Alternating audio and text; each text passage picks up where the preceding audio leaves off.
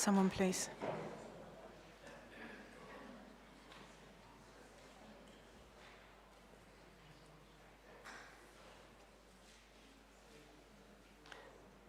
Okay. Good morning, everybody, and welcome to the 2025 Members' Day at Leicestershire and Rutland Wildlife Trust. And it's really a delight to see so many members here with us today. And we're also welcoming the people who are joining us to view the event online. I'm Anne Tomlinson. I'm the chair of the Council of Trustees. Most of Council are with us today, together with many of our members of the staff team. So do take the opportunity, if you haven't already, to chat to us, ask us any questions that you might have. Do look at the presentation tables, because I think they're really brilliant. And you'll get a bit more idea about the detail of the work that we're doing. I also like to thank the members of the Loughborough Trinity Methodist Church for hosting our event here today.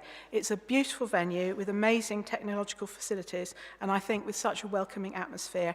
We've got volunteers from the congregation with us today helping out, and I extend my thanks and the thanks of all council to all of them. So a little bit of housekeeping before we start. I'm sure you've already discovered the toilets are outside through the double door on the left as you go back out. There are also some on the first floor, which you will discover later on. And I'm also sure you've found the tea and coffee facilities in the annex, and we'll have more of those in our break partway through the morning. There is no scheduled fire alarm test this morning. So if the fire alarm does sound, please make your way in an orderly fashion out through the double doors and turn left to gather in the church car park. The constitutional parts of the day, I've got one more bit of housekeeping that Joe reminded me of, and that is that there will be photography and video going on during the day. We're live streaming on YouTube. It's going to be recorded for those who are unable to attend in person, and there's photographs being taken by members of staff throughout the day for marketing and social media. So if anybody has any issues regarding their image being recorded, please speak to a member of staff. So the constitutional parts of the day will involve members voting on resolutions, and I will explain in more detail the voting procedures for both the annual general meeting and the extraordinary general meeting when we get to the relevant agenda items.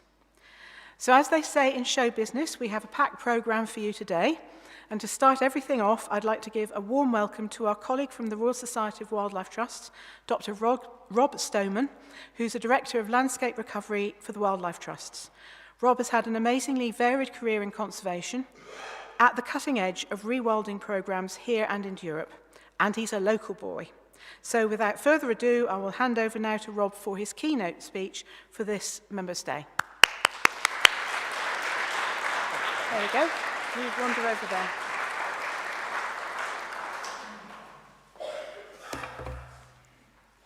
Well, what an absolute pleasure to be here, because this is my local patch, of course, so I'm absolutely delighted.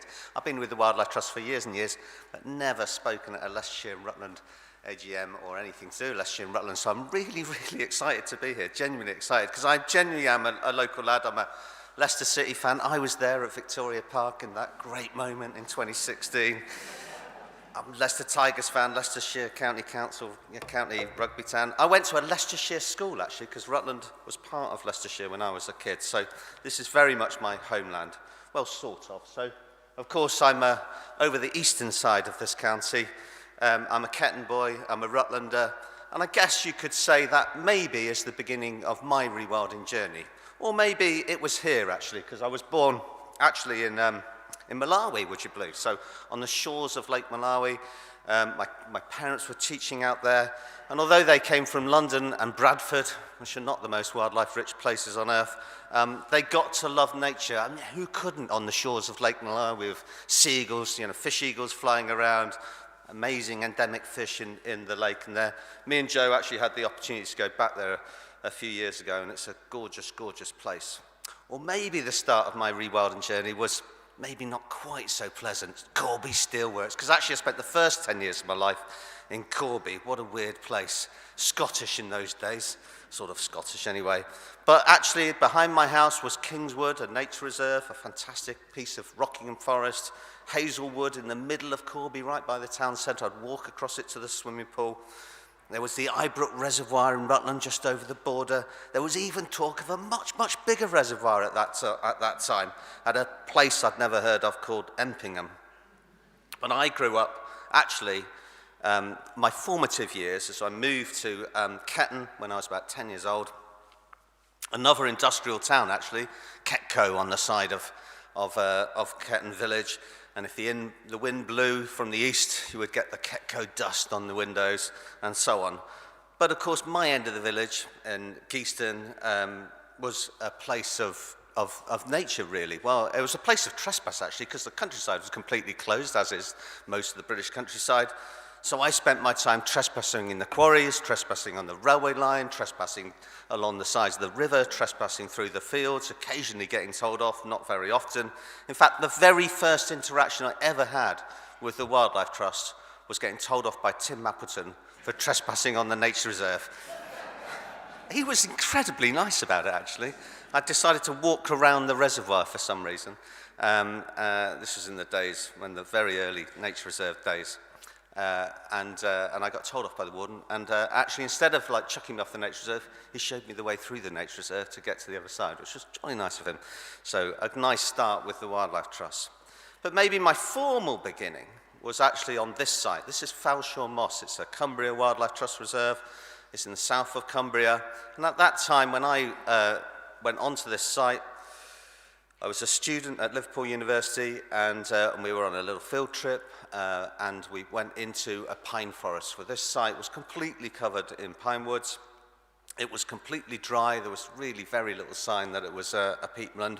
Because this was a Forestry Commission site, it had been afforested by the Commission as part of that drive to make sure that we'd never run out of pit props, because that's useful in the 1960s.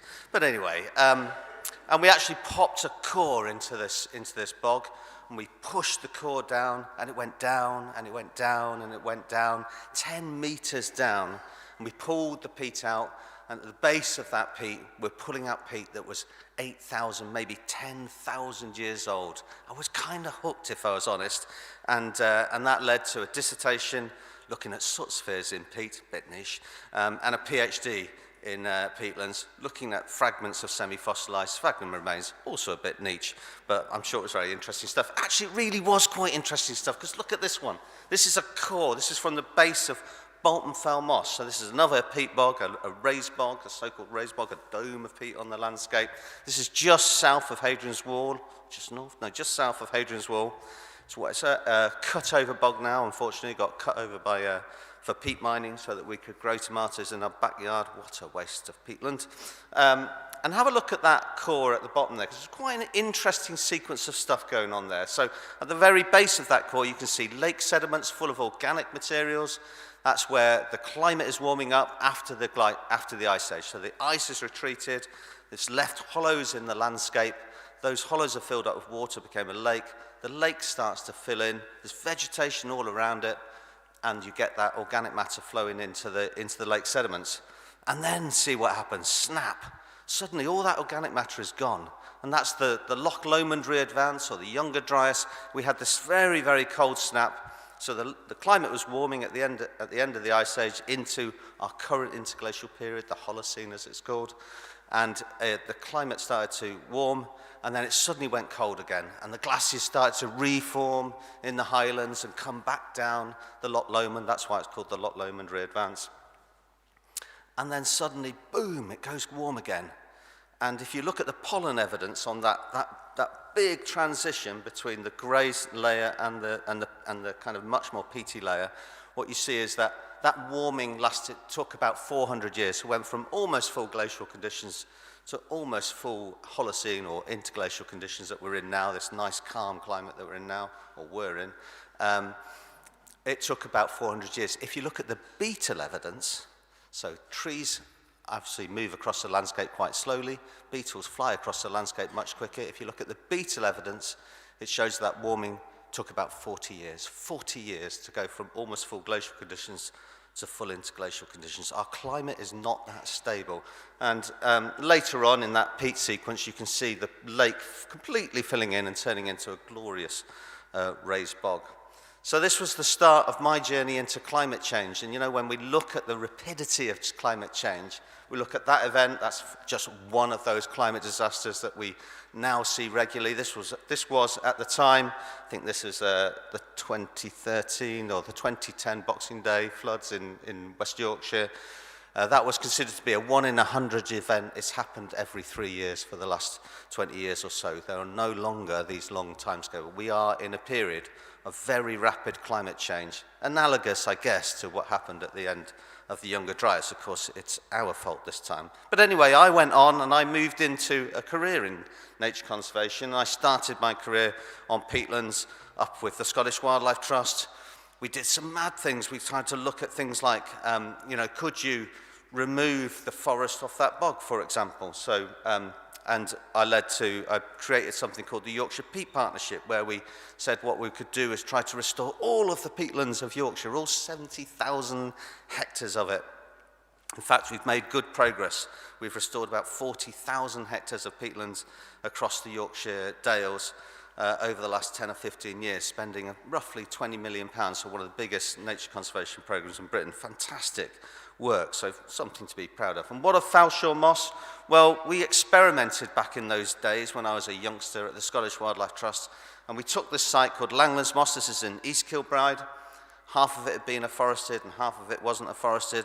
And I said to the Forest Commission, I think we could take those trees off because technically, theoretically, and by the way, I've got a PhD in peatlands, so I should know about these things.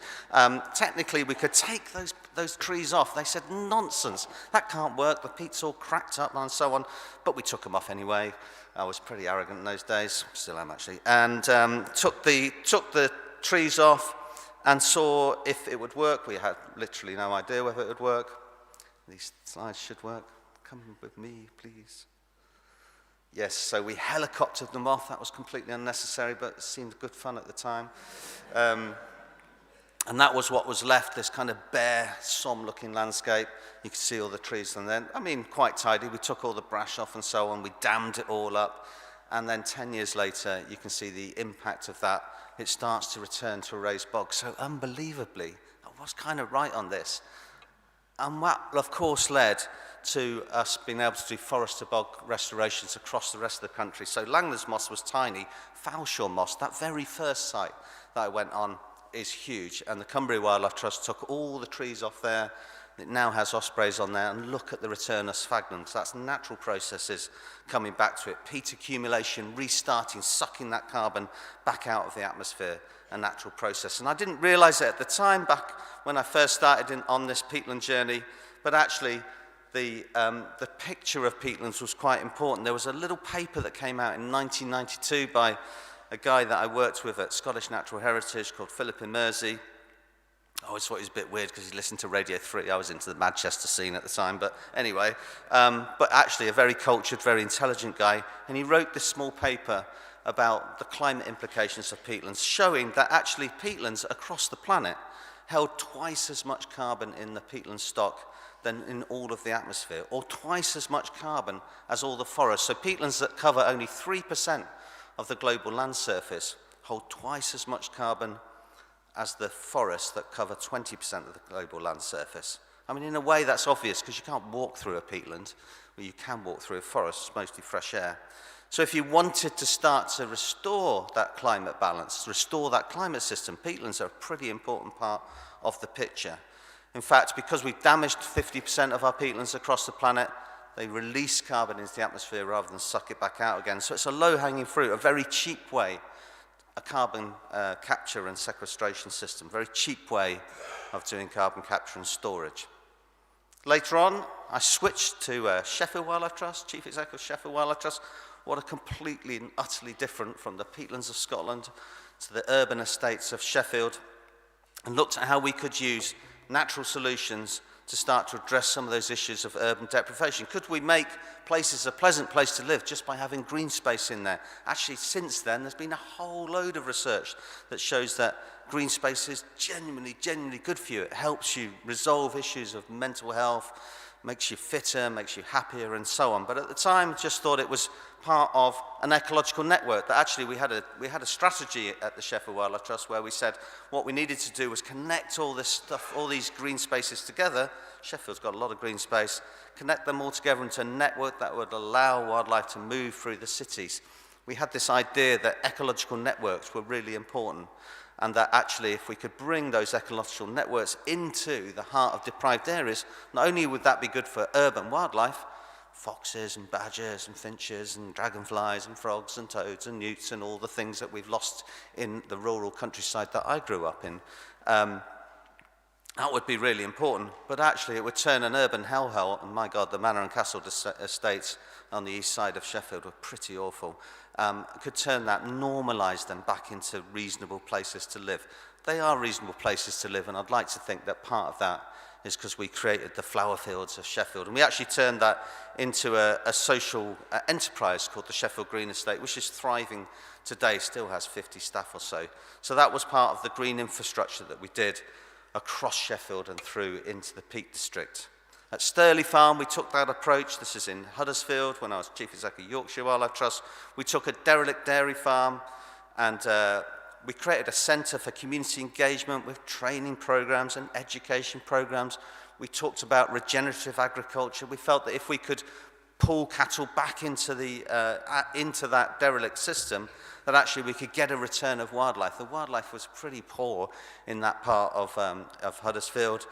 We'd lost most of the swallows and the house martins and all the common stuff that wasn't really there anymore. But we brought the cattle back, and they put their dung onto the fields and so on. We let the hedges grow out, and then suddenly the swallows returned, the house martins returned, the finches returned. Some of that common wildlife came back to Huddersfield.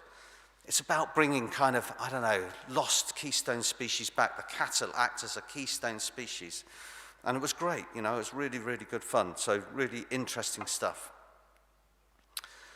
So much to be proud of through my career, and I've whipped through a whole load of 30 years of the Wildlife Trust, but you still can't get away from these figures, and it doesn't really matter which figure you look at, actually. You could look at insects or birds or the state of ancient woodlands or our marine environment and so on, and you always get this indice of decline. I rather like the splatometer measure. This is a Kent Wildlife Trust programme, and they measure the number of insects that get splattered on your number plate as you drive through Kent. And they do this in a very scientific way. And what they showed, that between the early 2000s and today, we've lost 50% of our insects in Kent. 50% of our insects in Kent over the last 20 years or so. That's a shocking statistic.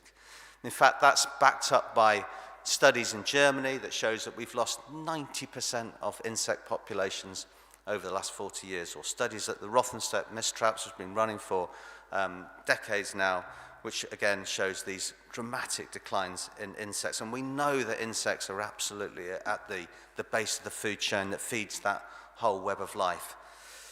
And we know what the drivers of the decline is. We can talk about resource exploitation, we can talk about overfishing in the seas, we know that eutrophication, so the use of fertilizers and the fact that we're all driving my knackered old diesel van that's just over there, driving that around and pushing nitrogen into the atmosphere and eutrophying the land and so on, and we're well over the planetary boundaries on that. We can talk about unsustainable development, and oh my word, we're just about to pass another planning bill which makes it even worse to protect from unsustainable development. What a stupid thing to do. We can talk about the impact of climate change, which is real, it's happening, it's getting more extreme. We are genuinely into a nature and climate crisis. And above all, we should talk about, especially in a place like Leicestershire and Rutland, the impact of intensive agriculture that's been so devastating to our wildlife in Britain. And over my watch, you know, I was born in 67, and in about 1970, agriculture really intensified. So some of those fields that I knew in Rutland, you know, which was almost still mixed farming in those days, you know, I watched the hedges being ripped out. I remember the River Welland being channelized and the banks being ruined. I remember the floodplains, which had those fantastic St. George's mushrooms that we used to eat, being ripped up for turf or something like that, you know. So I can feel that intensification in my heart. and I could remember what was once common wildlife becoming rare, and it happens all over Britain. And of course, what we can't prove is the counterfactual. How much worse would it be without the Wildlife Trust or the RSPB or the Woodland Trust? It would be a hell of a lot worse, wouldn't it? Because we still have most of our wildlife. We haven't lost that many species. It's still there, rare now, but we still have some of that wildlife. But it bugs you, doesn't it? You spend the whole of your career in nature conservation, and all you see is decline. Do you sometimes wonder, have we got it quite right? And actually, I was chatting to a field officer at the Yorkshire Wildlife Trust, great friend of mine, and he was talking about what he'd been up to that summer. He'd been working really hard, weed wiping in a wildlife trust. I mean, what's that about? What had he been weed wiping? Well, injurious weeds like ragwort and thistle, and we're kind of bound to do this. It's legislation tells us to remove it, and of course, if we've got grazing animals in our fields like cattle, and we're creating hay. Actually, you don't want too much ragwort in that because it's pretty poisonous stuff, or it can be poisonous if you're not careful. So we've been doing weed wiping, but even the concept of a weed. What is a concept of a weed in a wildlife trust about?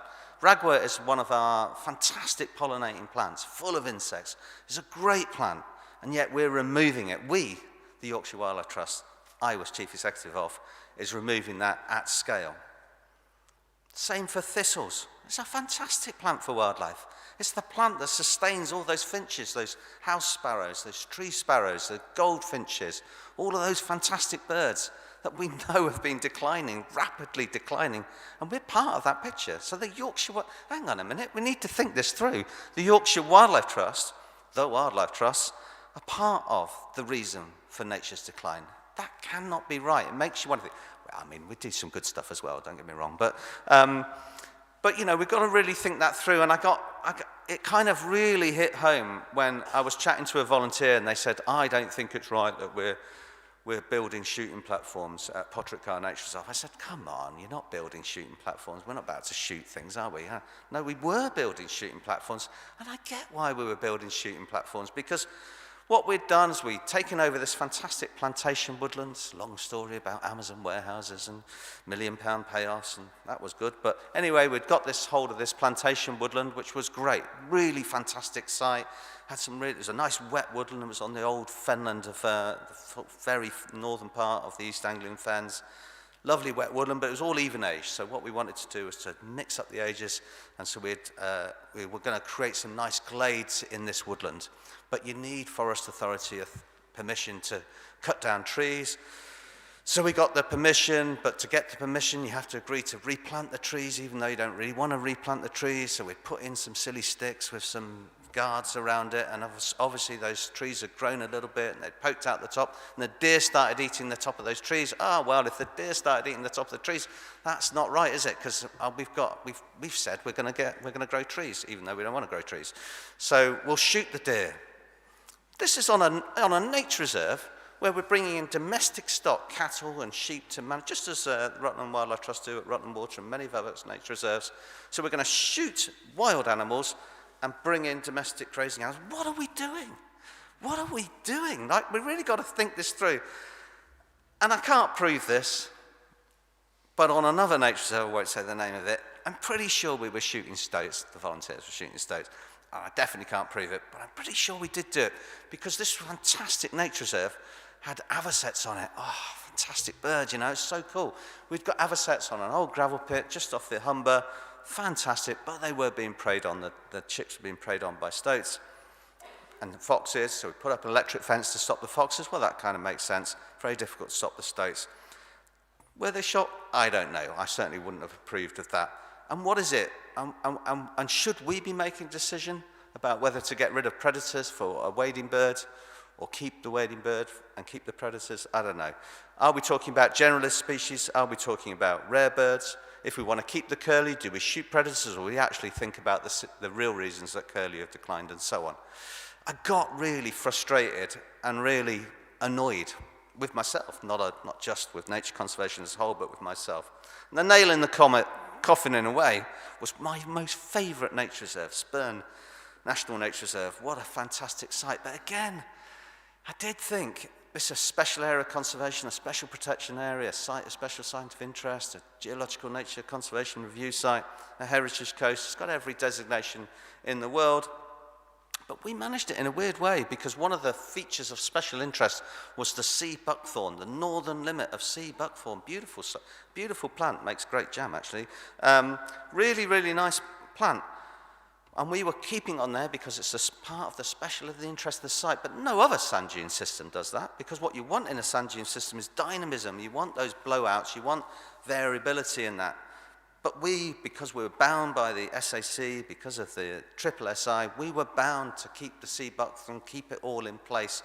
And we knew that keeping the peninsula in place would cause problems. And in the 2013 storm surge, boy, we got that problem in spades, where the surge pushed through the whole peninsula, took away the road, took away the access, because we'd been holding the peninsula still for over 100 years. We knew that was wrong. We were forced to do it. And then we decided to build a visitor centre. The local birders hated it. And this Rutland became probably the most hated nature conservationist in Yorkshire. It wasn't that bad, really. But we built the centre. It was great. But I'd kind of had enough. So I left. I thought I'd leave the Wildlife Trust. I thought finally, after 30 years or so with the Wildlife Trust, I would leave. I wasn't that pissed off, really. I just thought it was time to move on. And I went, and the very start of that journey was here. And this was really the start of me on a rewilding journey. I think I started that in Rutland, and I'll come back to that. But I started that journey here in the Coa Valley in northern Portugal. It's a fantastic site. This was part of the breadbasket of the Roman Empire, of course. It was the place where they grew the wheat, the barley, the fruits and the vegetables that sustained those massive Roman cities. And the Roman Empire collapsed in 450 AD, and we want to try and think about that, really. And there's a great book by Jared Diamond about the collapse of civilization, and he shows that some of these great empires, they collapsed because they overexploited the land. So classically, Easter Island, it was a lovely forested island. The humans came there, they put their statues up, they overgrazed the land, and eventually their civilization collapsed. And we can see the same thing in 450 AD. It's not so much that the barbarians came racing across from the east, it's that actually we collapsed the soils of the breadbasket of the Mediterranean basin. And you can still see that today, because what was once wheat and barley and vegetables and fruit is now really just olives and almonds and sheep and goats, and even that can't sustain itself. And in fact, much of the agricultural system of northern Portugal, and I could be talking about central Spain or central Italy, completely collapsed in the 20th century. And so that land was abandoned, not completely abandoned. You can see in the picture here that the lower olives are still being farmed, but the upper olives have been abandoned there.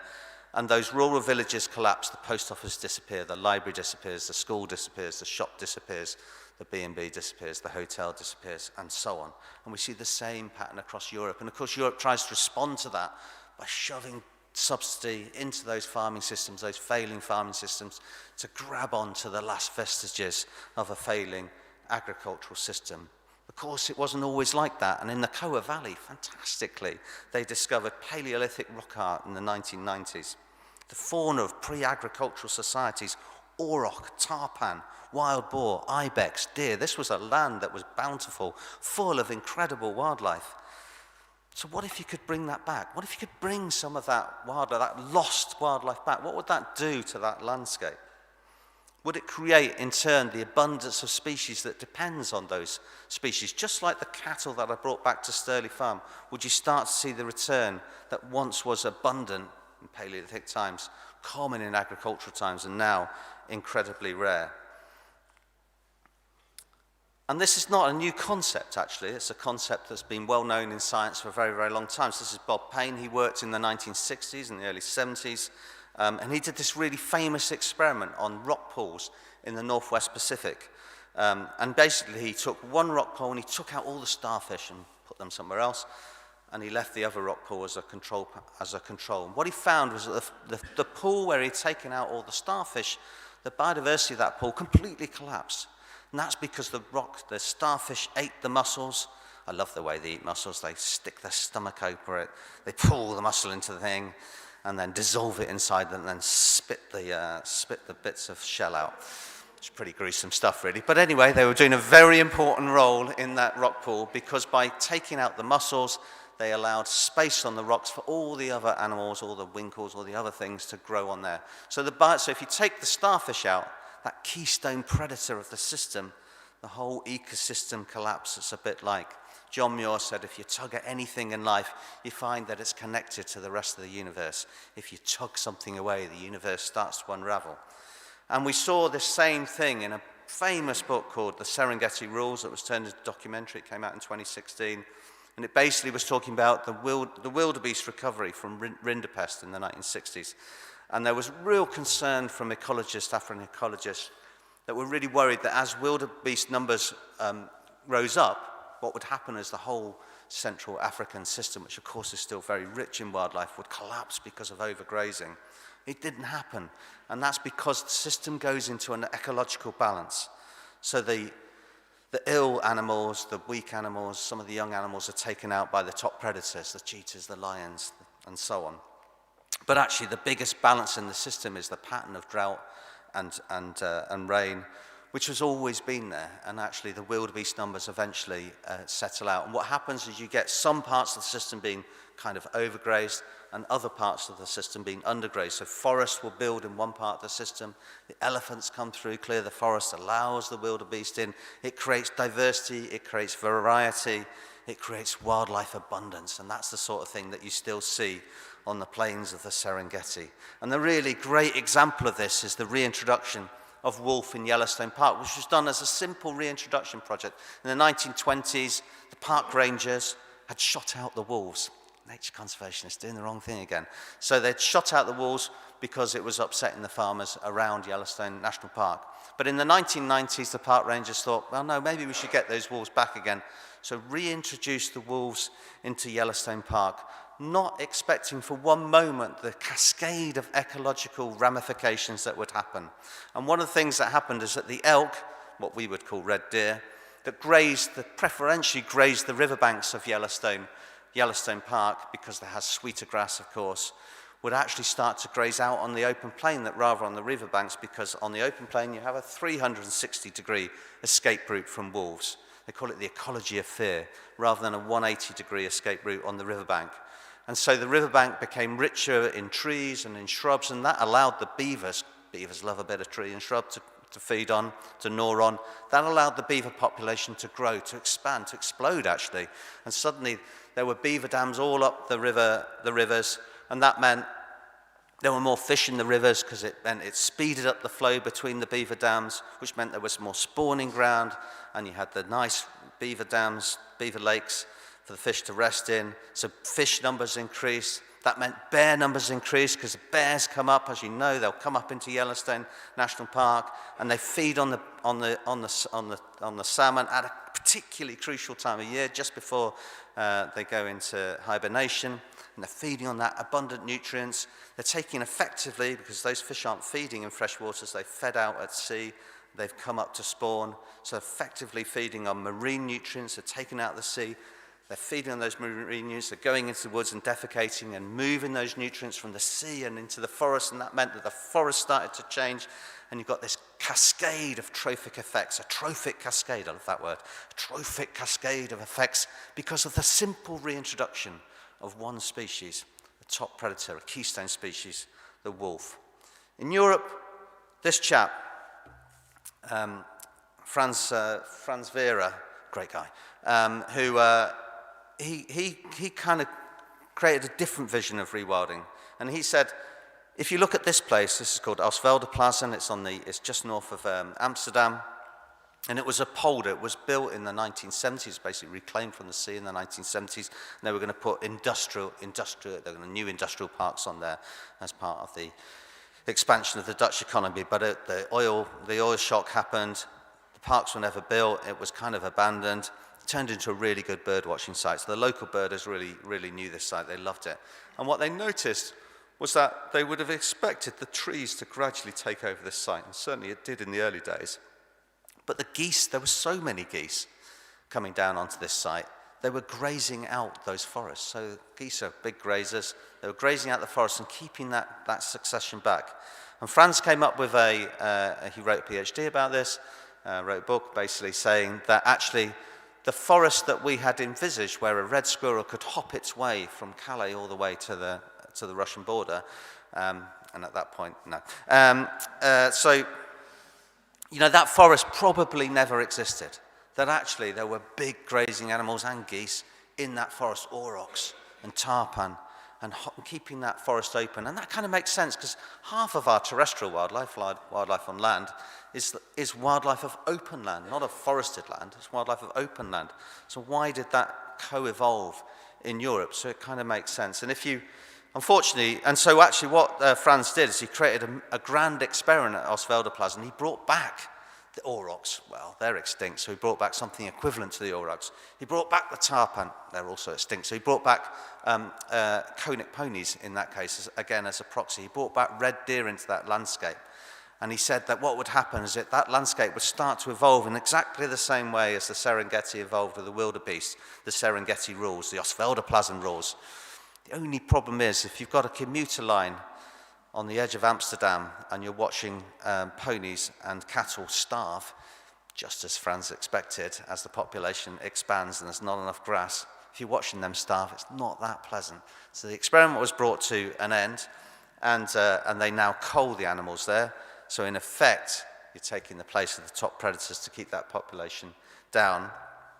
And the Dutch ecologists now use those techniques to manage huge areas of land across the Netherlands. And this is another example of this. It's called Slieken van der Heijn. Matt will know this because he went there. And what you see in a place like this is incredible diversity. And the reason you're seeing this diversity is because we've got these big animals doing the things that big animals do. So they're wallowing in the sand and creating habitat for, say, solitary burrowing bees and things like that. They're putting big dunging in the landscape. I love this one. So stallions, apparently, if you have lots of stallions, they dung in the same place. They create these big piles as a symbol of their manhood. Each their own. But that's really important for dung beetles. So those dung beetles are using that as the center of their metapopulation. So they're going out to different piles of dung, but once the dung's run out, of course, they could get lost, so they can come back to these bigger piles. Dead animals have another whole ecosystem sitting upon them. As they push over the trees and debark the trees, again, you get dead wood, and there's another set of diversity related to that. So it's no wonder that the bird song in a place like Slieken van der Heijn is fantastic at springtime. It's a crescendo. It's like an ancient woodland in Britain. Absolutely fantastic, because the diversity is being pushed by those grazing animals. So back to the Coa Valley, where we started this rewilding journey in northern Portugal. We reintroduced wild species. So we reintroduced the equivalent of auroch and tarpan. These are Taurus cattle, which are backbred to look pretty like auroch, and Soraya horses, which are one of the 6 species of horse that are left in Europe, domestic horses, of course, that are closest to the extinct tarpan in terms of DNA. Actually, the closest one is actually our own Exmoor ponies, so it's a pretty good one to do. And as natural process restore, we can imagine the kind of wildlife-rich landscape that probably once existed there. We can start to think about the return of Iberian lynx, the return of wolves, and actually both of these species have started to come back to the Coa Valley on their own. So we're beginning to see a recovery of wildlife at scale. We're seeing things like vultures. So if you want to bring vultures back into that landscape, of course, which is important because they're a scavenger, the top scavenger, we can bring that in. We actually have feeding stations there because you're required under law to remove the dead animals, but rather than remove them into an abattoir, we can remove them into specialized vulture feeding stations. And when you've got that kind of wildlife, wow, you've got some visitors that want to see. In fact, you can start to create the kind of safari experience that you get in the Serengeti. Right here in Europe, you can go to these places, sit under the stars, see vultures, see big animals, all the kind of things that we would travel halfway across the world to Africa to see. And of course, if you can do that, you create new economies, new prosperity, new ways of driving that rural economy in the absence of that old agricultural economy. Rewilding, driving nature, driving economic regeneration, just in the way that I was trying to drive economic regeneration in Eastern Sheffield with the Green Estate. We went to the Apennines, very similar picture to Portugal. So this is the central Monte Ganzana Regional Park, fantastic site. And if you'd looked at that same view, so this is from the village, just a beautiful medieval village looking over. If you looked at that same view in the 1960s, you wouldn't have seen a single tree. Such has been the agricultural collapse in here. And of course, it's been a boon for wildlife. It's fantastic. We have bears in that landscape. We have wolves in that landscape. We've brought back chamois and so on. But it hasn't been a boon for those villagers. You can buy a house in that village for £5,000 because nobody wants to live, there's no jobs there. So again, we can use rewilding to try and drive that economy because we know that if we could get bears back into that wider landscape, people will come and see an animal like bears just 2 hours away from Rome. So we can fly to Rome, get in a car, drive up to the Apennines, see bears, fantastic. So the project that we were doing there was to try and connect that centre of bears to the other national parks that are devoid of parks through the corridors, but we had to think about why is it that the bears weren't there, so how could we get the bears back? So that's about, we called it Bear Smart Communities, so we'd work with people both to get people educated and aware about bears and why they're not particularly dangerous. They can be a pain, of course, they'll eat beehives and get into your orchards and so on, but you can protect against that, get into your bins and things like that. You can build bear-proof bins and so on. So put all of those different measures in. But much, much more importantly is create the opportunities that bears bring into your landscape, those economic opportunities, a place to be proud of. You live in a village where actually there's one of Europe's rarest mammals, bears in your environment. You should be proud of that, and that builds that pride and prosperity back into these collapsed communities. Similar thing in southern Carpathians, Eastern Europe, Romania, absolutely fantastic. The Carpathian Mountains is probably one of the great sweeps of ecological connectivity. 1,000 miles of beech woodland and alpine meadows, absolutely fantastic, and still full of most of the wildlife of Europe that you would have had, the wolves, the bears, the lynx, the wildcat, and so on. But again, we see these stories of economic change. So I met a shepherd there, and he told me a really interesting story about the fact that he had actually been a shoemaker. He'd been a shoe repairer in communist times, and he'd had a good trade. But when the wall came down, Romania became free and democratic. Of course, we just chucked our old shoes away and bought new ones. So his career collapsed, and he was now shepherding. He was the last shepherd in this valley. And the problem with that loss of shepherding and the loss of those grazing animals is that those alpine meadows were starting to disappear. So you were losing the open aspects of the landscape. So almost the opposite of what we've got in the UK. So what we wanted to do here was to bring back a natural glade maker. So if we couldn't create or maintain those glades, those lovely alpine meadows, through shepherding, what we could do is bring in a natural glade maker. So we brought back the bison, because bison, they're the elephants. They're the elephants of Europe. These really big animals. They strip the bark from the trees, push them over, create all that lovely deadwood ecosystem, open up the forest, and create that sort of diversity that we know drives wildlife abundance. And if we can bring bison were down to just 27 pairs in captivity in the 1920s. If we can bring that animal back almost from extinction into a place like Romania, and people want to come and see bison, we can start to recreate the cultural pride and the economic prosperity within these really quite poor parts of Europe. So our whole job was to rebuild bison populations in Europe. And if you really want a message of hope of rewilding, surely our greatest message of hope was the work that we were doing with Rewilding Europe in Ukraine. And actually on the eve of the invasion, my friend Mika was talking to us about the work of Rewilding Europe, to the Wildlife Trust actually, about the work of Rewilding Europe. I didn't realise he had his car packed, ready to escape if the Russians invaded. He did escape, he now lives in Holland. But the work of Rewilding Ukraine continues. And so these farms on the Danube Delta were communist collective farms. They were abandoned at the end of communism. And so agriculture completely collapsed. But by bringing back these wild animals, or proxies for wild animals like Koenig ponies, water buffalo and things like that, Rewilding Ukraine has started to do is to recreate things like tourism, fishing, of course. It all creates the old fishing communities, making salt, small-scale agriculture. So the return of lost species is restoring prosperity to the Danube Delta, and of course, in the midst of war, this is absolutely fundamental, because these are the things that people hang on to. This is the hope that's required to rebuild Ukraine when eventually the war stops, if it ever stops. Now, I've been talking a lot about rewilding and various aspects of rewilding. Actually, it is a science. There is a science behind this, and the science is, can be best expressed in this paper that came out in 2019 in a journal called Science, and it talks about three axes that are really important. And of course, these weren't unknown to British nature conservation. It's not like this was new or anything. So one axis is around dispersal, that we need to allow species to move. Exactly the sort of thing I was trying to do in Sheffield with that green infrastructure and connecting to the other things together. The other axis was about random disturbance, about bringing back natural processes. We were trying to do that with our peatlands. We were trying to re-wet to bring the sphagnum back, or it might be the bison back in the southern Carpathians and so on.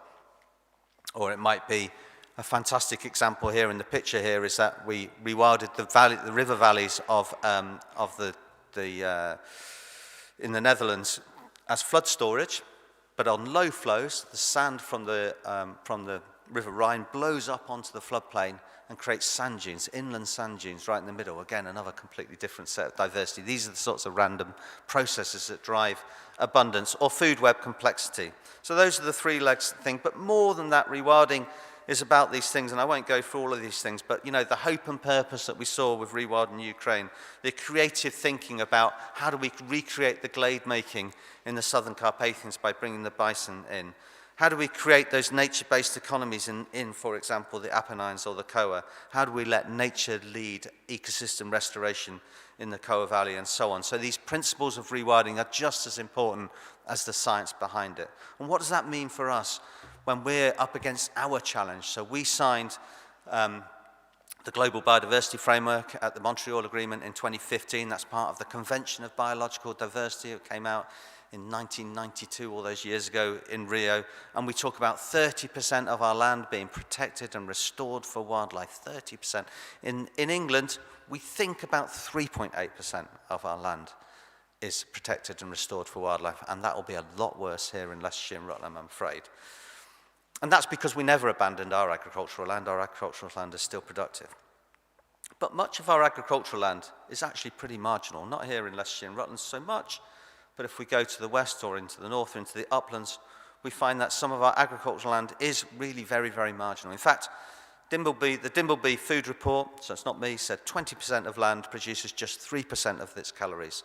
So the Dimbleby suggested that we should not farm that land, we should protect it for nature and climate and so on. In Wales, the picture's even more interesting. So 92% of Wales agricultural land is less favoured area, and for those farmers, 90% of their income comes from the state. So a simple redirection of subsidy could change that picture entirely from a system that intensive agricultural system that has destroyed so much wildlife in Britain to an agricultural system that can regenerate wildlife. So a regenerative agricultural system. But do we abandon farmers to their fate? Because in Wales and in many parts of Britain, farmers are up against it. They're massively up against it.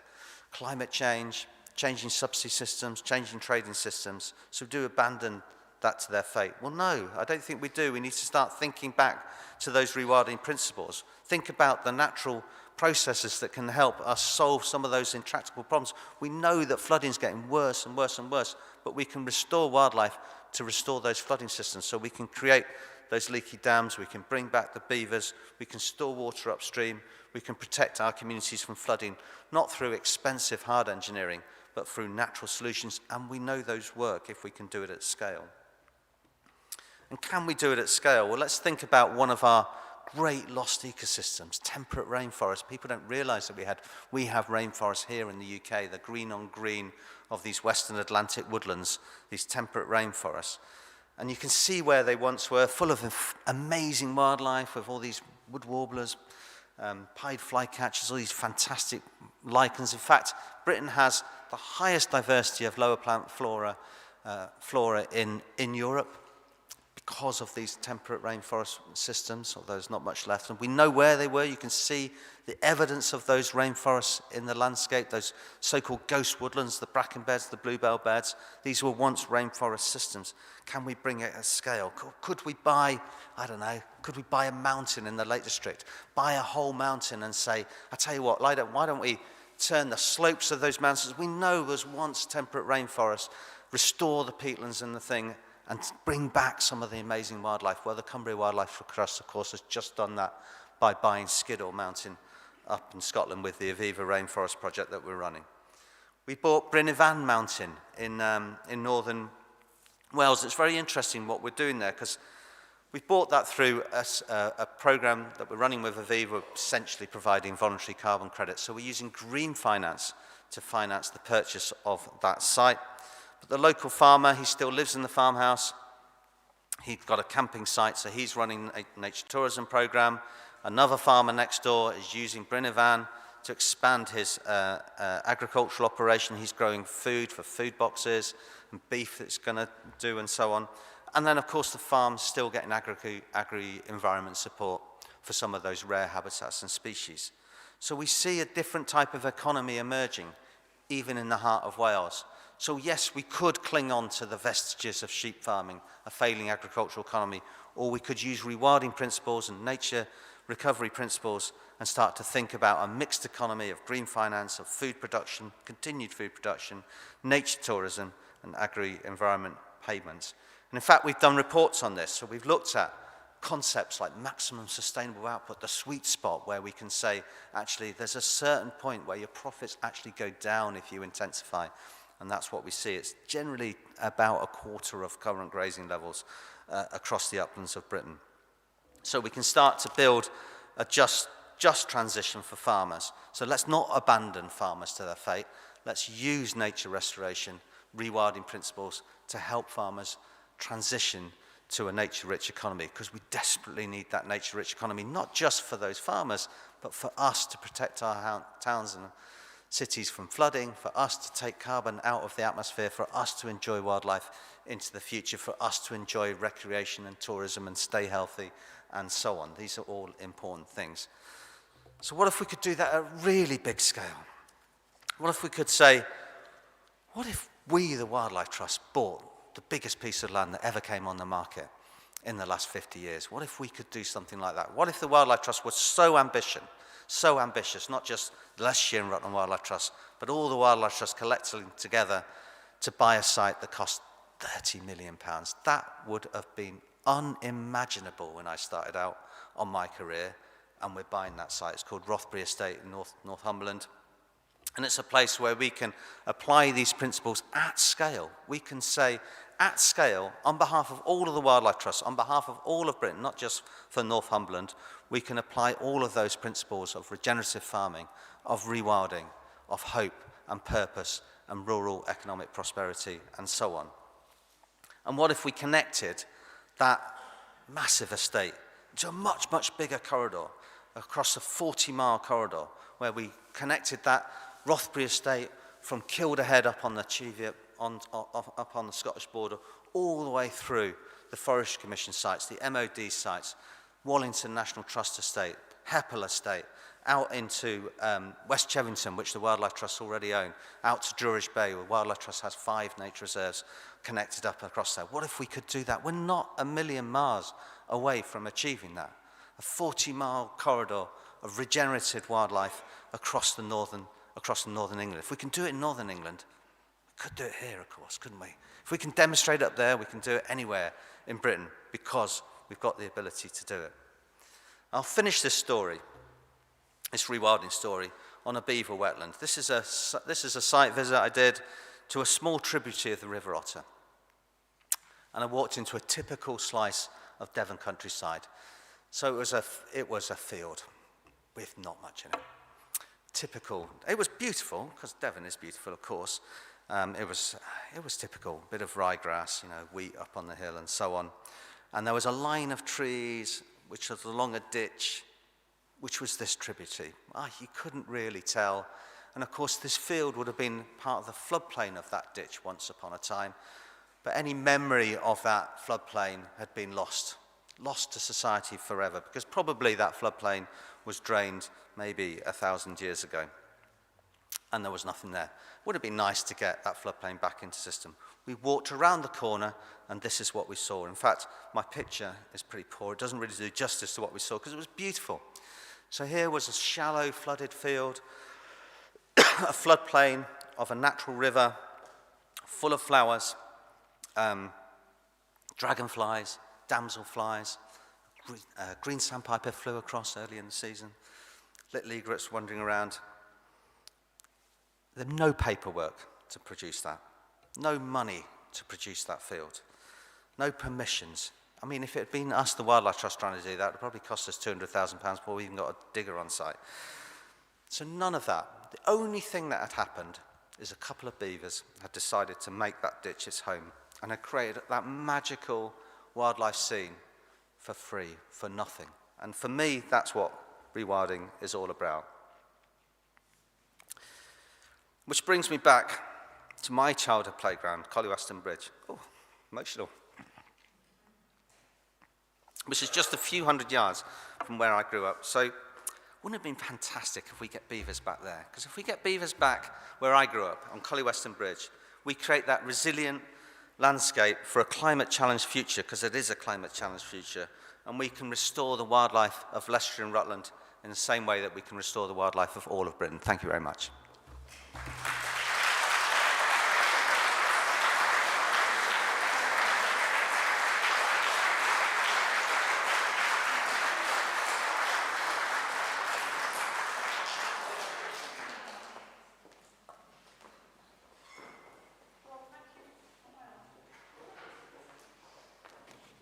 Rob, thank you for that amazing talk.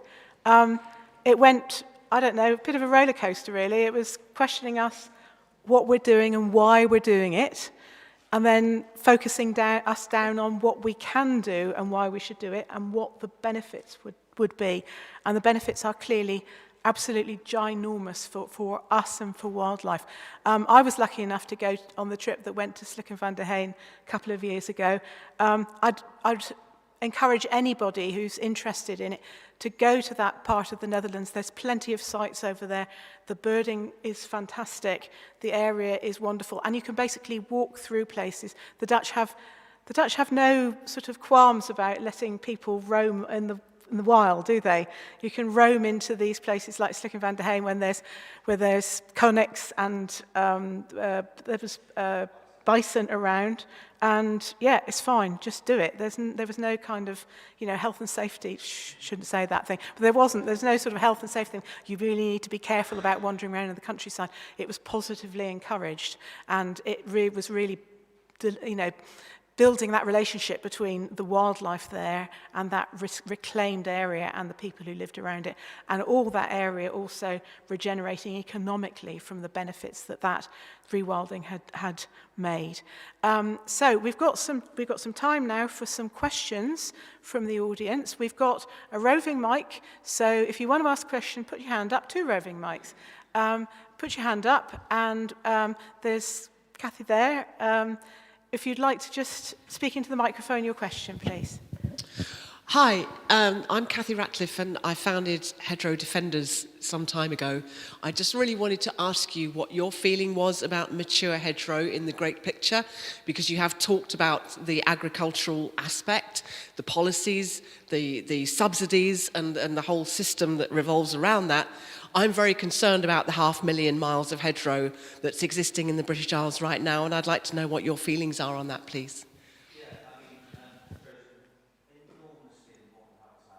I think the loss of hedgerows has been a big driver of wildlife decline across the country. And I picked up on my childhood. I watched those hedgerows being, taken out of Rutland, and they were taken out through our subsidy, taxpayer subsidy, and we were paying farmers to do that. So I'm not going to blame any individual farmers for doing that, but we're paying it out. I think, 2 things strikes me about hedgerows. One is we need to help farmers understand that tidy hedgerows is not a sign of good farming. Actually, we need to, it's ridiculous that we cut hedgerows every year. You know, they should be cut every 3 to 5 years, really, at the very least. So we need to give space to wildlife. Those are really important corridors. So I think that's a cultural dimension to hedgerows. That's the first thing. Secondly, we need better enforcement, because all hedgerows should be protected, and what we see is really, really weak enforcement, and that's a result of you know, really the way natural England's been hit and so on. So we've got to say to government, actually, it's really important that we have strong regulation in Britain. We've seen the problems in freshwater pollution because of poor regulation. So it's not like we haven't got the laws, it's just that we don't have the enforcement mechanisms. So that's the second thing to say. Thirdly, we've got to create an agricultural regime that celebrates things like hedgerows, not just hedgerows, but all sorts of wildlife-rich habitats. And that's just not yet in place. And it's so frustrating, because we had an Agricultural Act, and that said public payments for public benefits. This is how to support farmers do the right thing. That's in place. It's so misapplied. It's so frustrating. So we in the Wildlife Trust will absolutely continue to advocate for a better way to support farmers to look after their hedgerows and other wildlife-rich habitats, because it's not fair that we're using those subsidies in a way that is incoherent, inconsistent, poorly applied, unregulated. I mean, I can go on and get on my high horse, but this is really important. So, you know, fantastic campaign that you're running, and keep it going. Any other questions? Right, there's a lady down here. Hello, so I'm Sue Richardson, and I was really intrigued at the beginning of your talk. You made reference to the politics of this, in that you talked about the latest planning legislation. And because I sit on a number of committees that have to do with wildlife and our charities, there is discussion within the membership of those groups about the appropriate role such a group should take in a public discussion about whether this is the right way forward for politics and legislation.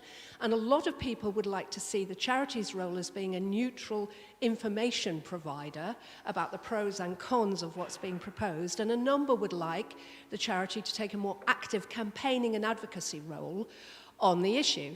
Now, for 40 years, I worked for an international development organisation that's a charity, and we navigated this very, very carefully by understanding that charity legislation will protect you if you can bring your expertise to bear on the problem, to say that our experience shows us that this is the more effective approach, and this actually helps to solve the problem, or it helps the people affected by the problem. What I would like to ask is it time for us to move slightly away from protecting and encouraging wildlife to actively campaigning for it? And I'm sure you do that in a way, but more widely across our nation. Yeah, well, I think I completely agree. So the thing about nature conservation, we have a choice.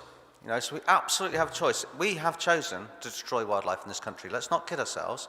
We have created a fiscal and a legal environment to destroy wildlife across the country. That's the choice that we as a society have taken. I say we, of course we devolve ourselves, we're a democratic nation, we devolve ourselves those decisions to many decision makers, and it's a death by literally 1,000, maybe 1 million cuts.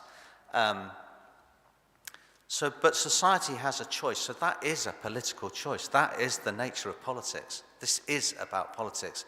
It's not about party politics, and that's the crucial distinction that you're making. So we would never say that we support this party over that party. That would be actually illegal under charity law, so we'd never say that. But it is absolutely a political choice, so absolutely we should be campaigning, and we should be holding government's feet to the fire. Government signed up to a commitment to restore 30% of our land for wildlife, and many other things in the framework for Biodiversity Convention under the thing. They signed up to that, they agreed to that, and they're now putting in policies that are breaking that. That's a straightforward manifesto and international policy agreement failure. So we, the Wildlife Trust, absolutely us as Wildlife Trust, should be holding their feet to the fire. We do. Maybe we don't do enough, but we do. So I completely agree with that. This is absolutely, we're absolutely in the middle of a nature and climate crisis. There is no room to rest on this. There's no flexibility on this. We've got to stop the government making stupid decisions, and they are making some really stupid decisions. So if I go on about the Planning and Infrastructure Act, they're saying that nature is a blocker to development. There's absolutely no evidence for that. So why on earth are they doing that? They're caving into a lobby, an industrial lobby, that's using nature as an excuse so that they can get on with unregulated development. And unregulated development has never been good for Britain. It's never been good to have, the reason we've got green spaces is to allow our countryside to thrive. The reason that we have the remaining wildlife is because we've stopped unsustainable development. Let's not go back there. Let's keep our planning system in place. So we need to fight the government against this planning and infrastructure bill. We will continue to fight, and even if it does get passed next week, and I'm sure it will, we'll continue to fight that, and we'll get it changed eventually.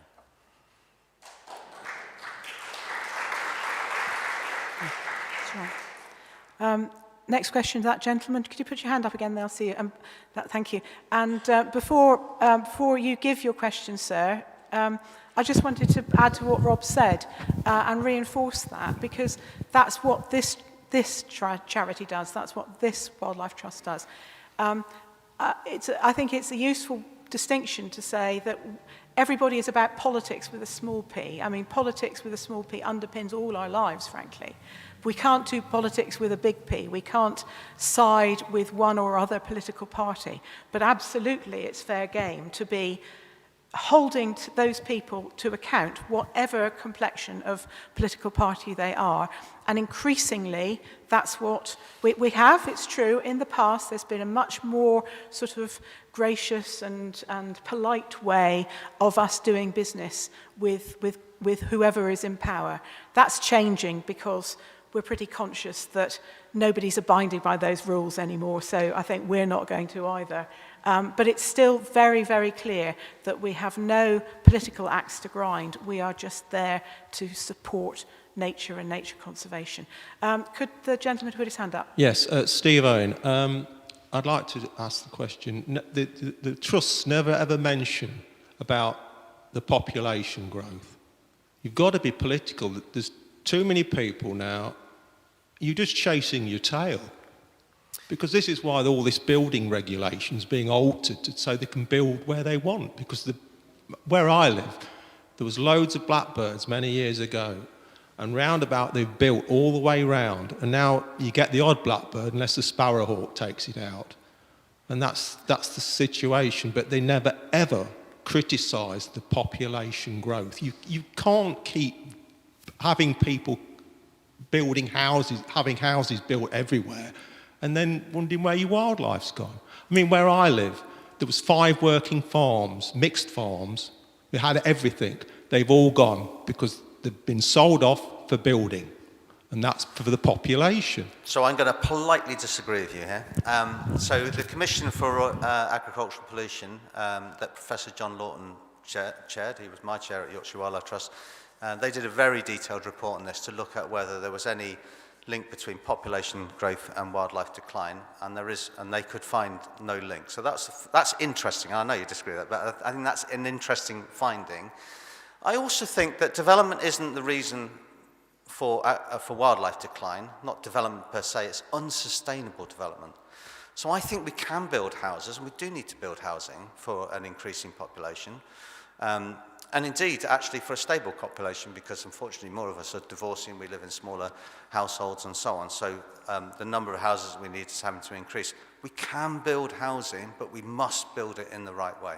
So we must include green infrastructure into our housing systems. We must have swift bricks in our designs. We must have the ability that kids can walk to school in nice green spaces and so on. So personally, and I absolutely understand where you're coming from, so personally I don't think population growth is the reason for wildlife decline. Bear in mind that only about 1.5% of Britain is built on. But what we've really got to do is to move towards sustainable development. Right, thank you everybody. No, I'm sorry, we've really got to stick to time today. However, Rob is kindly here for the rest of the event, so he'll be around to ask questions of later on. And also, if you're happy, Rob, we've got a panel session with the team later on today after the presentations, if you could join us for the panel session, and there'll be more chances to talk to Rob in the context of the work that we're doing in Leicestershire and Rutland right now. I think we're going to bring this section of the meeting to a close, please, and I would like to show you all to show your appreciation for Rob's fantastic talk in the usual way. Thank you.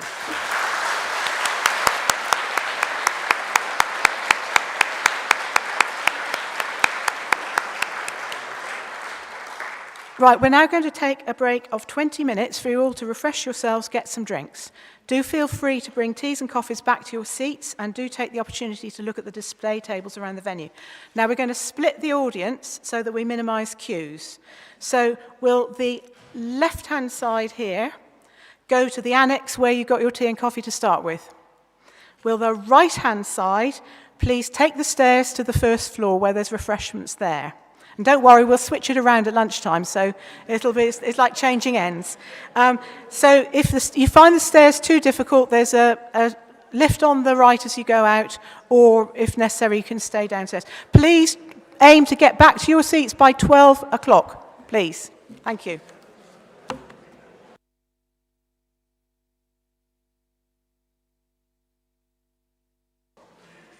So welcome back to the meeting. And we're now going to move on to the constitutional elements of today. The Trustee Council is required to report to you, the members, annually on the Trust's progress and achievements over the past year, and as well as via our various publications. The annual general meeting is a key way of doing this. Crucially, it also means you can signal your approval or otherwise of how the Trust is doing by voting on the various resolutions. A word about voting arrangements today. At each resolution, I will ask members in the meeting to signify by raising their hand whether they are in favour of the resolution, against it, or abstain, in that order. Now, in order to make this process run efficiently, we won't count all the votes in favour unless the voting is tight. We count the against votes and the abstentions. These numbers will then be brought up to our Honorary Secretary, Peter Williams, here, who will record them in the minutes. These figures will be subtracted from the total number of members here today to get the in favour vote, and we will then tell the meeting the result of the vote. The proxy votes that we've received will be included in these numbers. And I shall also be asking for a proposer and seconder for each resolution. If you want to propose or second a motion, please raise your hand and state your name clearly when asked. But first of all, we're going to move on to our extraordinary general meeting. We're holding this meeting today as we're proposing to make some important changes to our Constitution, which is set out in our Articles of Association. It's important for there to be clarity about how we present these to you, the membership, and also how we vote upon them. These requirements are set out in both company law and Charity Commission regulations. The agenda which you see here and the calling notice for the meeting were both circulated on 22nd October, and arrangements to provide paper copies to people who are unable to access them online were made earlier. This means that we've complied with Companies House requirements for notifying members. Before we move to the voting, I'd just like to remind you of the background to this EGM. Over the past 18 months or so, we have been carrying out a comprehensive review of all of our governance procedures within the Trust. Governance is about how the organisation is run. By that I mean it's not just concerned with how Council does its business, but how we carry out our operations throughout the organisation.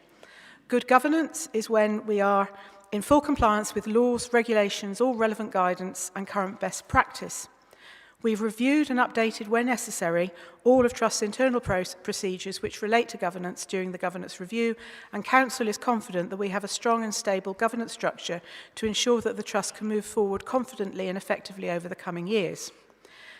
The draft articles represent the final step in this process. In summary, the articles set out how the Trust conducts its internal business, what are its powers and charitable purposes, and how it relates to its members. Because of the importance of these matters, it's a legal requirement that the changes made to the articles receive the approval of the membership, and these changes are also required to be approved by special resolution, which requires a 75% majority to pass. The proposed new articles were circulated with all the AGM and EGM papers on 22nd of October, and for the avoidance of doubt, let me get hold of them. It is those articles that those articles that were on the website and I've got here are the articles that are being referred to in the resolutions that we will be voting on. Together with the other papers relevant to this EGM, an explanatory note was circulated on 22nd October, which sets out the reason for reviewing and updating the articles at this point. I hope you've all had a chance to read this. In order to ensure that we could deal with any questions on the proposed new articles with due care and consideration, we required any questions to be submitted by the 17th of November, that is last Monday. We have received no questions on the proposed new articles, and so no questions will be taken from the audience today. We're therefore going to move on now to take the resolutions. Special Resolution 1 relates to changes into the Objects Clause, which sets out the Trust's charitable purposes, that is, what it's allowed to do and only to do in its charitable work. This is a key clause in the Charities Articles, and for that reason it's required to receive prior approval by the Charity Commission before it's actioned. We applied in May this year for that approval and received it in August. So, special resolution that with effect from the conclusion of the meeting, the revised Objects Clause, which is part of the draft Articles of Association attached to this resolution, be adopted in substitution for and to the exclusion of the Objects Clause in the company's existing Articles of Association. Can I have a proposer for the... Thank you, Andrew Moffat. Could I have a seconder? If I don't need, please shout your name out loud. Could I have a seconder, please? Thank you, Bruce. So, we will now move to the voting. Could all in favour please raise their hands? Thank you. You can put them down now. All against, please raise your hands. Any abstaining, please raise your hands. 3, is that sorry, the gentleman at the back, was that hand up? Right. Okay, thank you. Can Joe and Roxanne please bring the results up to Peter?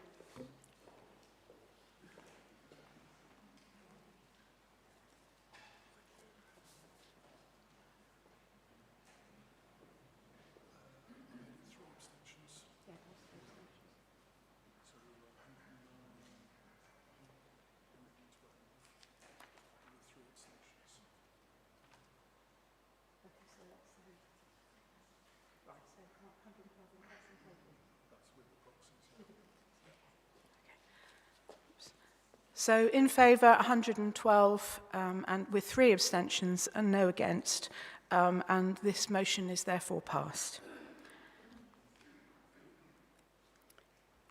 The dissolution clause is another very key part of the Constitution.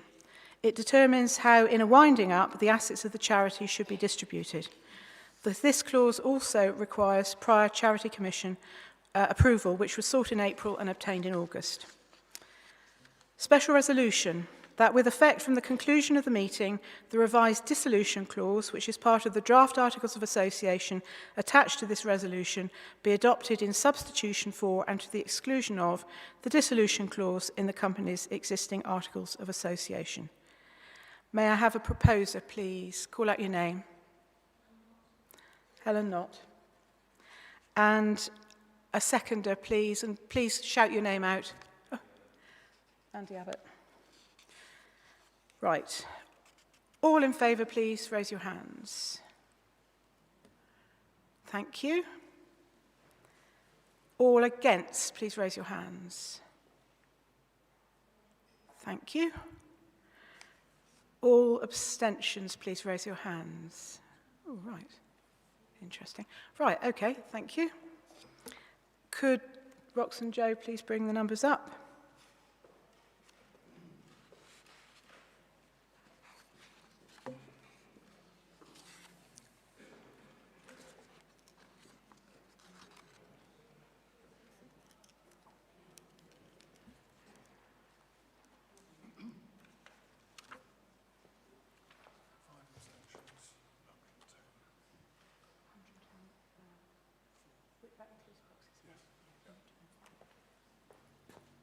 So in favour 110 with 5 abstentions The motion is carried.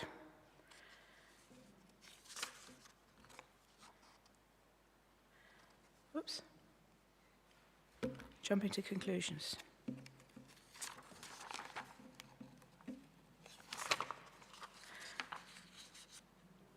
The Articles of Association as a whole are now presented for members' approval. Special resolution that with effect from the conclusion of the meeting, the draft Articles of Association attached to this resolution be adopted as the Articles of Association of the company in substitution for and to the exclusion of the company's existing Articles of Association. Can I have a proposer, please? Thank you. Could I have a seconder, please?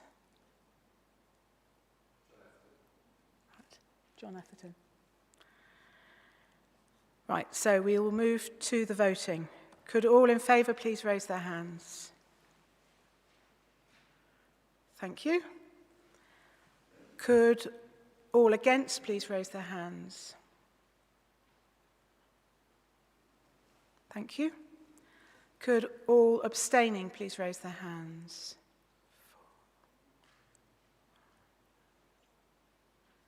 Okay, thank you very much. We've got all those. Please bring them up.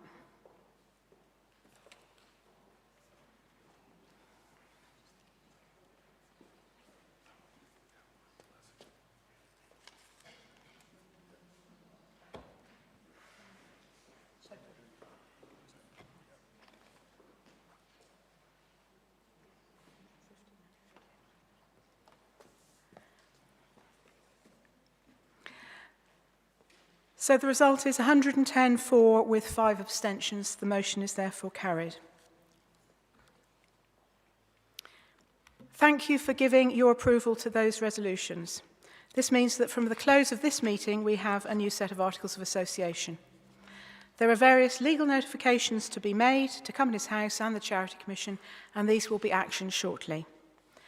Ensuring good governance is a continual process for a charity's governing body, and the Trust Council will continue to review with the staff team how our governance works going forward, and any further changes and improvements will be made where necessary. And that concludes the business of the Extraordinary General Meeting. So we're now moving on to the Trust's 69th Annual General Meeting. Members were notified of the AGM in September this year, and the detailed agenda was sent out on the 22nd of October. The legal requirements for circulating papers in advance of the meeting have thus been met. And you've all been provided with an additional copy of the agenda in your papers today. We have 3 apologists for absence: Bob Byrne, Taras Baines and Abby Wilkin. Now, we have time set aside for questions from members at the end of the AGM, but we will, of course, be stopping for any questions after each relevant agenda item before we move on to the vote. So we'll now move on to the first resolution. This resolution concerns approval of the minutes of the 68th AGM of the Trust, held on 23rd November last year. These were circulated with the papers in October. We've received no comments on these minutes. Are there any remarks or questions on the minutes now? Thank you, and I will move on to the resolution. The resolution is to approve the minutes of the 68th Annual General Meeting of the Leicestershire and Rutland Wildlife Trust, held on Saturday, 23rd of November 2024. May I have a proposer, please? Linda Biddle, thank you. May I have a seconder, please? Do shout out.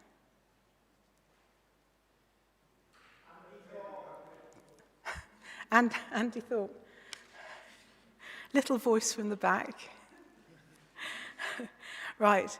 Could all in favour please raise their hands? Thank you. All against, please raise their hands. All abstaining, please raise their hands.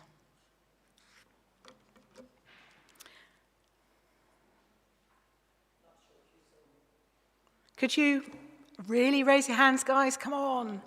Think of it like you're going into a festival. Get those wristbands up there.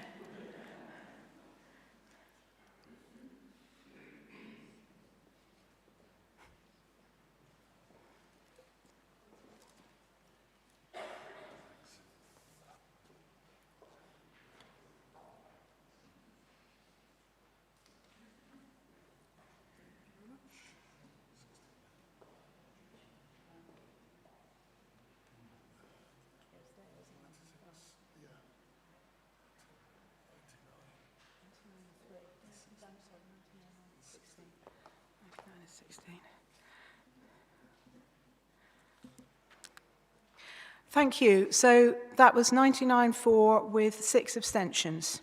The motion is therefore carried. So we're now going to move on to item 5 on the agenda, which is the report of the Council for the year ended 31st March 2025. Our legal requirement is that we report to you on what happened in the year just gone, and the membership vote to signify approval of that. So this report is all a bit reflective, whereas I expect you really want to know what's happening right now. That's why we've made sure that we have a big session this afternoon when the staff team will bring you fully up to date. As I'm required to do by law, I'll concentrate on what happened during the year ended 31st March 2025, but with a few nods to the future. Everyone has received their copy of the, I think that's the next one, here we are. Everyone has received their copy of the annual review, either electronically or in paper form. This is our edited highlights of the full annual report of the trustees, which is the big, massive document there. And that annual report is a constitutional requirement, and that accompanies the statutory accounts. The annual report and the annual review are entirely consistent, but the review enables us to give you a pocket-sized guide to what's been going on, which is perhaps an easier read than all the statutory disclosures. But if you want a fuller picture, then the annual report is the place to go, and I hope that you've had a chance to look at it since we circulated the documents. So this morning I'm going to do a fairly whistle-stop tour over what happened during the last year and just picking out a few things because you've all got the review and you can all read it at your leisure or hopefully have done so already. So what happened during that year? Well, a lot, as you can see from the statistics set out in our impact summary. Building partnerships with other landowners, land owners and agencies, increasing our nature reserve estate, charting great successes in recording our local biodiversity and engaging with people through activities and events and our visitor centre to bring them closer to nature. And here I'd like to give a shout out to our comms team for huge steps forward in how we communicate, both via traditional means and on social media. Our profile in the public eye contributes hugely to encouraging people to give us their support. And so increasing that profile goes hand in hand with increasing the resources we have to do our work for nature. Across the 2 counties, my goodness, there's such exciting work going on in the Trust beyond our nature reserves. Right at the end of 24-25, we concluded an important agreement with Harbour District Council to lead their Rewilding Harbour project. You'll have seen details of that in the Trust magazine. The presentations this afternoon will include lots of information about the whole project. I can't emphasise enough how significant this is for the Trust, as this working relationship with a local authority to restore wildlife to a nature-depleted area in our countryside is really quite unique. And I can tell you that it required enormous hard work and persistence from Matt, Ben, Joe and the rest of the team in building relationships with partners and stakeholders to the point where this huge project became a reality. And it's also hugely significant for this area of the county where local people extraordinarily had little access to nature on their doorstep, despite being in the middle of what many people would call countryside. There are lots of other nature recovery projects on the go, and you're going to hear much more about them later today. And there's also some great presentation tables back there on nature recovery things that we're doing. Thanks to the generosity of members and other supporters, our Restore, Reclaim and Renew appeal generated over £37,000, including gift aid. That's a fantastic amount, thank you. And as well as helping restore damage on some of our nature reserves, this money has also allowed us to further build our networks for nature recovery across the 2 counties. So, what's been happening on our nature reserves? Well, in 24-25, we finally concluded, it took a long time, the transfer of the James Adler Reserve, which meant that at last there's a nature reserve in South Leicestershire. Thanks to the generosity of the Adler family, who donated the land to us in memory of their son, we have a significant landholding next to Great Bowden Village, which will in due course provide easy access to green space and wildlife for local residents. And it's also effectively been the starting point for all our current work in South Leicestershire that I mentioned earlier. And the plans we have for what will happen at James Adler Reserve will be part of the presentations this afternoon. We also received a donation of land from David Wilson Homes in Sexton, close to our existing reserves, adding a lake and a woodland in that area. All our reserve teams and our fantastic conservation volunteers have been working as hard as ever in maintaining and improving our nature reserves to ensure that they're at their best to support local wildlife.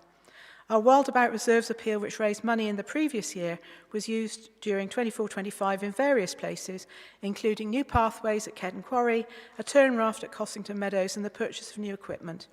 In this current year, there will be more appeal-funded work to do, including at Kelham Bridge, Alter Stones, and back at Kedden Quarry again. I'm sure you've seen from the Trust magazine the amazing discoveries that have been made during 24-25 in species recording. This monitoring work is led by the staff team, but hugely supported by volunteer expertise. Moths, beetles, and small mammals triumphed at Rutland Water. You'll be hearing more about those discoveries this afternoon. It was an amazing year for fungi as well, with some tremendous discoveries at Rutland Water, Merris Meadows Reserve, and at Ashtree Farm, a place I'm going to come on to later. Once again, we're going to be covering this in more detail this afternoon. And of course, the ospreys knocked it out of the park once more, with the colony producing 25 chicks fledging in and around Rutland Water, bringing the total fledge since the start of the project to 278. I think these discoveries really shows us that if we can provide nature with the right habitats and the space to move, biodiversity can return, spreading out from our nature reserves and other land managed sympathetically for nature. I think that should give us hope for the future.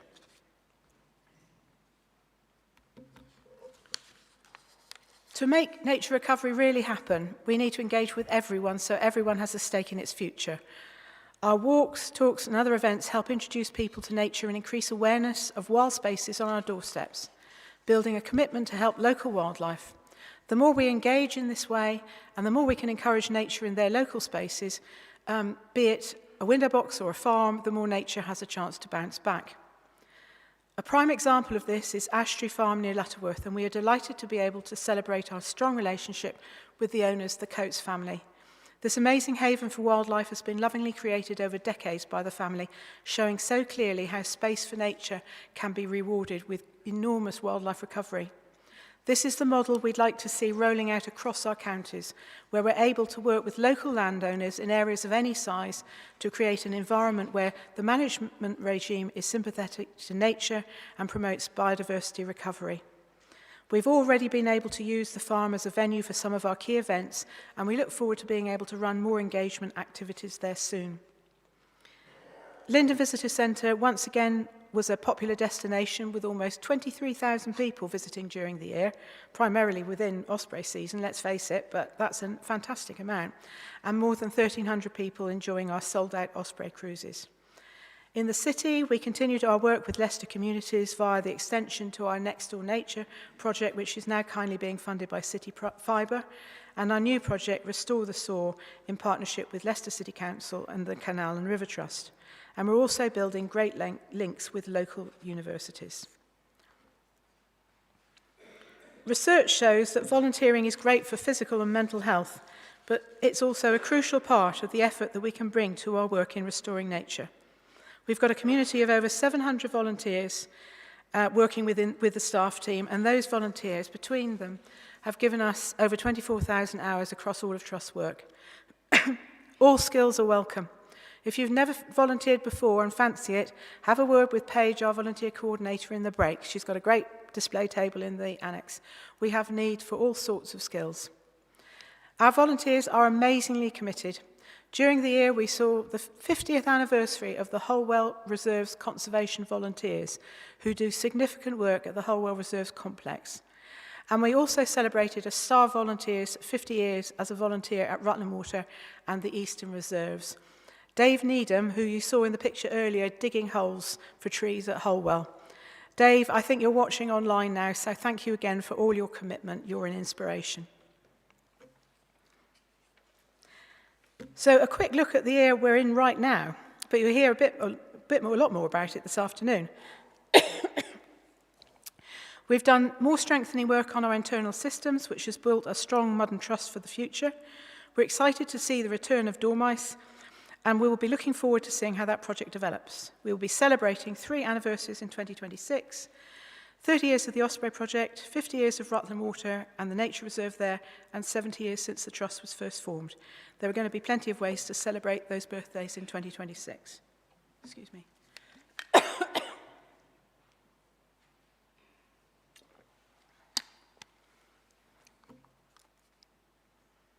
And yes, it's truly all thanks to you. We say this every year, but it's absolutely true. The Trust cannot carry on its work without all the wonderful support we get from people everywhere. We have corporate partners, agencies and grant givers whose funding helps our project work. We're indebted to the kindness of so many people who are prepared to leave the Trust a legacy in their will. Our volunteers are key to our activities. We wouldn't be able to do anything like what we achieve year on year without that voluntary help. Our local groups connect with local communities, and we look forward to doing even more work with those groups over the coming year.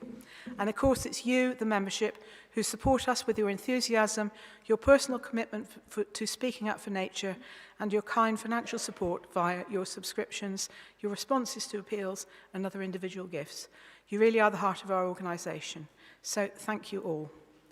And this brings me to the end of my presentation on the annual report of the Trustees. So we now have some time for questions from the audience, so I'm going to have to drink again. Don't worry, I'll stop talking soon. We do have a big session this afternoon where the staff team are going to bring you fully up to date with everything that's going on. So I'd kind of like to suggest that rather than steal their thunder now, it would be helpful if we could restrict questions now to the year 24-25. Just be aware that everything that's happening right now, people are going to be talking to you about in great detail this afternoon. They've got some great presentations. And if you do feel inclined that you ask a question now and we think that maybe it would be better answered this afternoon, we might ask for the leave to defer that question. So bearing that in mind, would anybody like to raise a question on the annual report of the Trustees, please? And our roving mics are back in operation. Oh, brilliant. That's what I like to see. That'll get the timing back on track. Fantastic. Right. So we can now move to the second resolution on the agenda, and this is to approve the annual report of the Council for the year ended 31st March 2025. May I have a proposer, please? Maggie Morland. And could I have a seconder? Shout your name out, please. John Spencer. Sorry, John, I wasn't focusing then on you. Right. All those in favour, please raise your hands. Right up there, please. Fantastic. Thank you very much. All those against? All those abstaining? Wow. Full house. Right. Was there one? Oh, there was. Sorry, I missed an abstention down there. Right.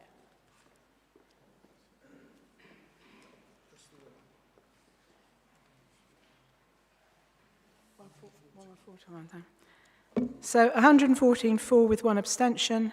The motion is therefore carried.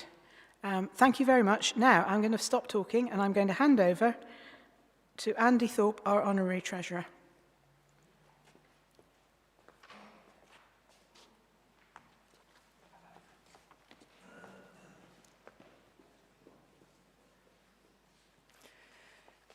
Thank you, Anne. As well as being Treasurer, I volunteer with the Habitat work parties once a week up at Rutland Water. Hang on a minute. And the photo of an orchid here is from one of the meadows there. So I encourage you to visit or volunteer on our reserves. You never know what you might see. Turning to the finances this year, after 2 tough financial years, I can report on the very positive financial year of 24-25. Total income, as shown in this pie chart, was up by 47% on the previous year. However, this is a little artificial, as within the donations and legacies is an amount of $534,000 being the valuation of 3 gifts of land to our nature reserves, the biggest of these being the James Adler Reserve that Anne mentioned earlier. So excluding those gifts, total cash income was up still by just over 20%, so still very positive. Our single largest source of cash funding continues to be membership income, which rose by 7% in the year, as we recruited more members and some members increased their regular giving over and above the minimum membership fee. On top of this, most of our donations, whether general or to specific appeals, also largely come from our members. So, as usual, I give a huge thank you to all our members for the money you so generously give to the organisation. Without this, the Trust simply could not do the work that we do. Looking at other income categories, legacy income, which does tend to fluctuate quite widely, was up by almost £200,000 on the prior year. This is largely as a result of one very large legacy, which, although accounted for in the financial year we're looking at, we are still awaiting the cash as it's dependent on the executors selling a couple of houses.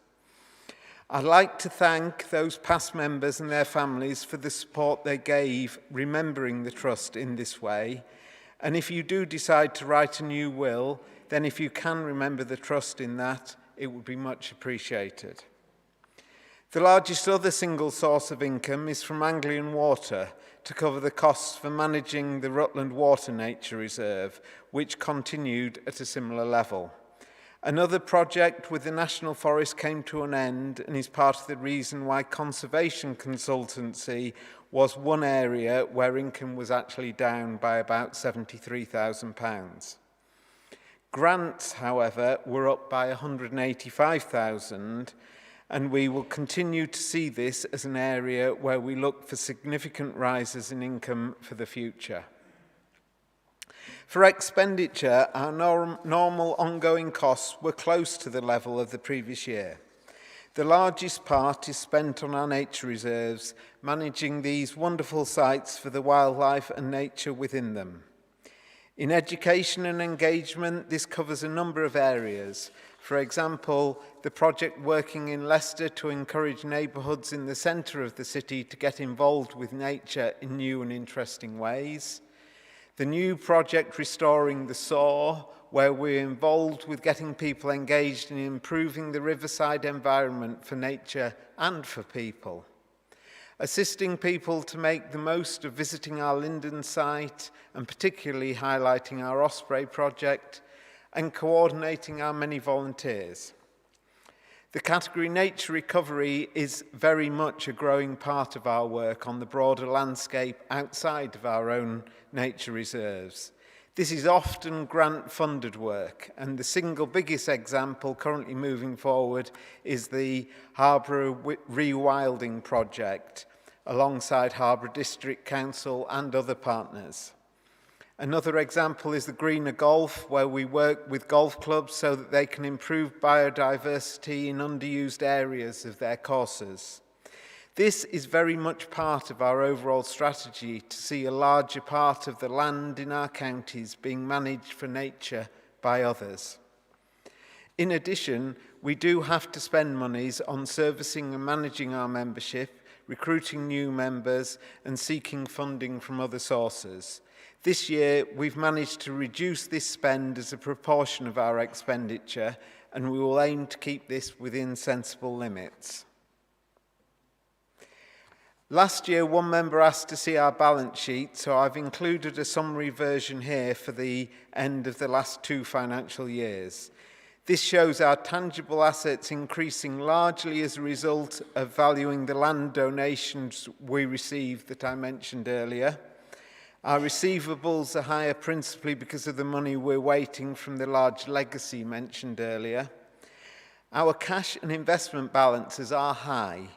But we always need a sizable balance here, as we need a sensible level of reserves to manage the ups and downs of cash flow when we have an annual expenditure in excess of £2 million. We also have 400,000 in restricted funds, where often income is received in one year but is spent in the next. However, with the balances at the level they are, and given the surplus of income over expenditure in 24-25 and the continuing good picture in the current financial year, plans are very much in hand to establish how we will use these additional financial reserves to increase our capacity to deliver our strategy. And this will be a key element of our next annual budget.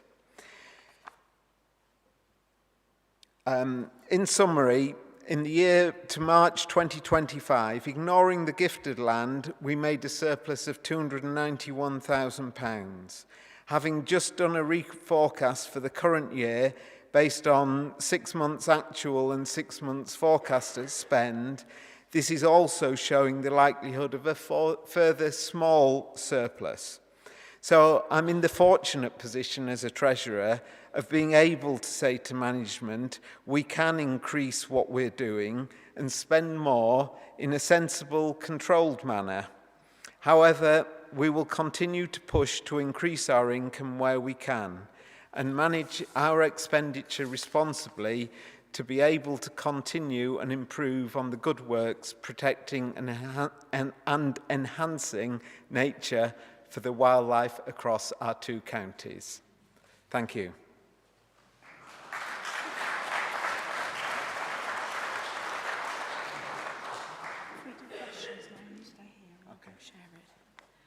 Thank you very much, Andy, for that very comprehensive report, and it's really great to be able to report to you on such a positive picture for our finances now, and it's Andy's stewardship who's helped us move in the positive direction. So we have time for some questions to Andy on his report about the statutory accounts. So the roving mics are out. If you have a question, please put your hand up, and when you get the mic, state your name clearly for the minutes. Are there any questions, please? Gentleman at the back. Toby Manning. The expenditure on fundraising income generation at £287,000 or nearly 15% of the total expenditure. Please could you confirm that this was, if you like, the amount spent was less than the amount generated? Thank you very much. The biggest part of that expenditure is commissions to the recruiters that we use to recruit new membership. And without that, our membership would be in quite reasonable decline because people decide to stop their membership, or we also are a quite elderly organisation, so people do leave us in other ways. So we need to keep spending that money. That commission we've looked at very closely over the time that I've been treasurer, and what we find, it does take the money that we spend on that commission, it takes about 2 years before we will have garnered enough membership money from the members recruited in 1 year to break even. After a further 2.5 years or so, we will have doubled our money and made a profit of the amount that we spent. So we do look at this very, very carefully, and it is the way that we have found best for being able to keep our membership recruitment at a high enough level that more than offsets the members that we lose over the year as well. So we are comfortable with what we are spending in this area. We would love that we generate more and more income, and that as a percentage of our total expenditure, this can therefore sort of keep reducing. And that is what's happened in this financial year compared to the year before. Thank you. Any other questions for Andy, please? Am I seeing this right? No more hands up. Right, thank you. Thank you very much. Right, so we'll now move to the next resolution, which is to approve the Honorary Treasurer's report on the statutory accounts of the Trust for the year ended 31st March 2025. May I have a proposer, please? Thank you, Graham Fisher. Could I have a seconder, please? Hands up, shout your name. John Atherton. Thank you. Right, we move to the voting. So, you know the score by now. All those in favour, please raise your hands. Thank you. All those against, please raise your hands. All abstaining, please raise your hands. Right, thank you.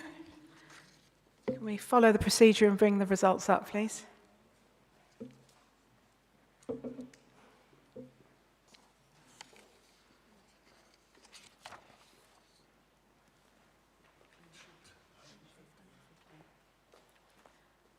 For votes, 115, no against, no abstentions. The motion is therefore carried. So this is the point in the meeting where we re-elect our trustees. Before we move to that resolution, there's a couple of other things I would like to note. First of all, stepping down with effect from this AGM is Bob Byrne. Bob has been a trustee for around 12 years and latterly has been one of our vice chairs. His wise advice, professional experience and practical approach has assisted the Trust tremendously over that time, and we thank him very much for his service. Also departing are our patrons Sir Lawrence Howard and Lady Gretton, and our dear colleague and friend Vice President Peter Ward. We thank them for their years of unfailing support for the Trust, and I'm delighted to say that all three are remaining as honorary members. Are there any questions on that before I move to the resolution? Okay, thank you. So we move to the resolution to agree the re-election of trustees to council.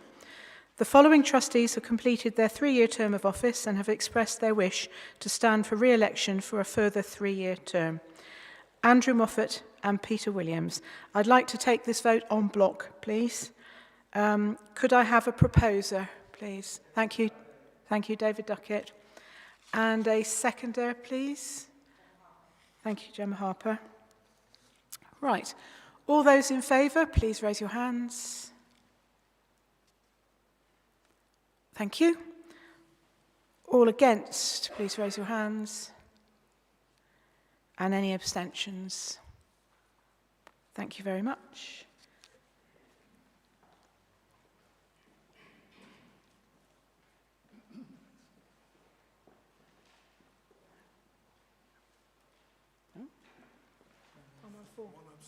Okay, that's 104 votes for, none against, and 1 abstention. The motion is therefore carried. Before we leave this item, I'd also note that we're carrying out a further trustee recruitment exercise starting in the new year. Have you ever thought about being a trustee? Have you got what it takes? Do watch out for more details of how to apply in forthcoming e-newsletters. So we've arrived at our final resolution for this AGM, and as usual, it's the statutory requirement that the membership approve the reappointment of our auditors. I'm assuming there aren't any questions for this one. Right, it's very rare, I've never seen one yet. Could I have a proposer, please? Thank you, Andrew Abbott. And the final seconder of the meeting, come on. Who's going to be daring? Seconder, please. Oh, masses now. Bruce White, thank you very much. Okay, right, so everyone in favour, all hands up. Those in favour, please. Thank you. Those against, please. And anyone abstaining, please. Right. Thank you.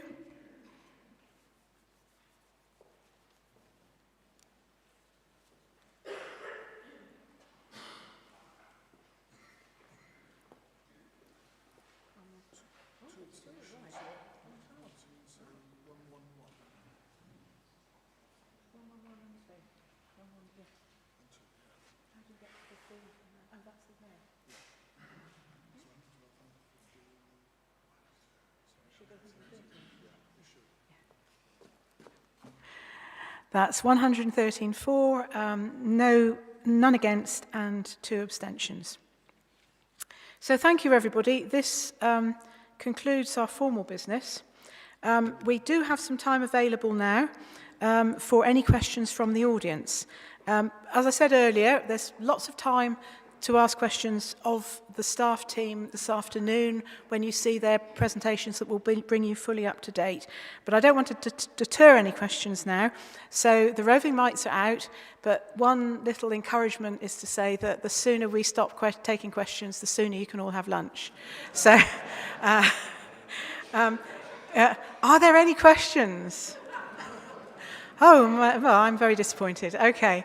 Right, well, in that case, we do have another item of business before we close the AGM. I'm looking for Anthony Biddle. Thank you. Right. We wanted to add an additional item to our agenda AGM today because we felt it was appropriate to mark it within our formal trust business. So many of us were absolutely dumbfounded last month to learn that we had lost the wonderful Jenny Harris after a very short illness. I think it's fair to say that many of us, friends and colleagues, are still reeling from this loss. We said our formal goodbyes at the funeral yesterday. Jenny was a remarkable woman and an extraordinary champion for wildlife. Trusty colleague Anthony Biddle will now say a few words.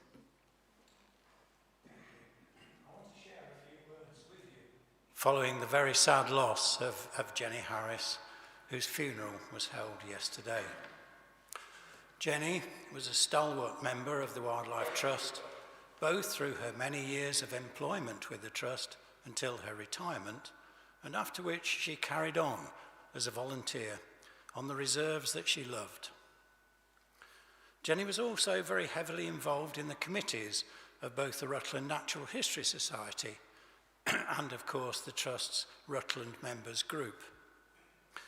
We all know, though, that Jenny was much more than just a member.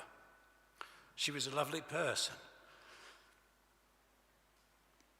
that everyone who knew her was struck by her willingness to share her vast knowledge of the natural world, in particular her floral expertise, which she had learned over the many years of working as a reserves officer and, since her retirement, as a working trust volunteer on the many reserves and wild places of the county.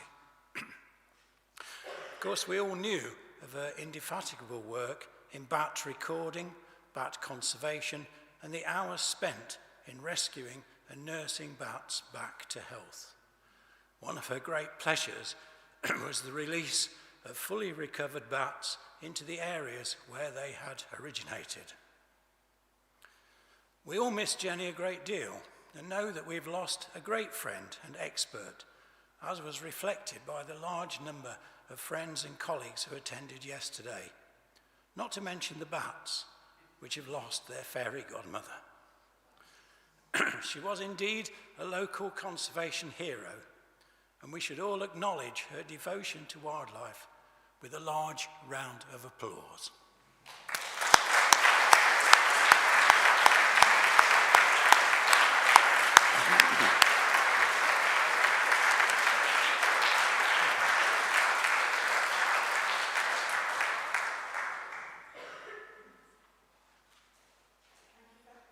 Thank you very much, Anthony. You can tell it's still very raw for a lot of us. So we've now reached the end of the annual general meeting. Thank you so much for your participation today in our constitutional decisions. Now, don't all rush for the door. I've just got to tell you some more details. Right, we'll now adjourn for lunch. Food is available both in the annex and also on the first floor. If you went upstairs at the tea and coffee break, stay downstairs this time. If you stayed downstairs last time, go upstairs this time, okay? Once again, the lift is available if necessary. If you have dietary requirements, please make yourself known to one of our staff and they'll be able to direct you to the appropriate foodstuffs. Staff will continue to man the information tables, both in this main hall and in the foyer in the annex, so do take the chance to chat to them about their current work. We'll resume at, well, I don't know.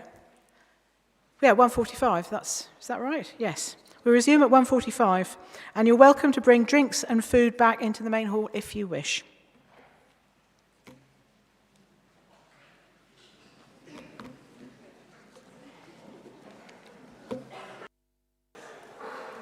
Thank you all for coming back after lunch. I was slightly worried.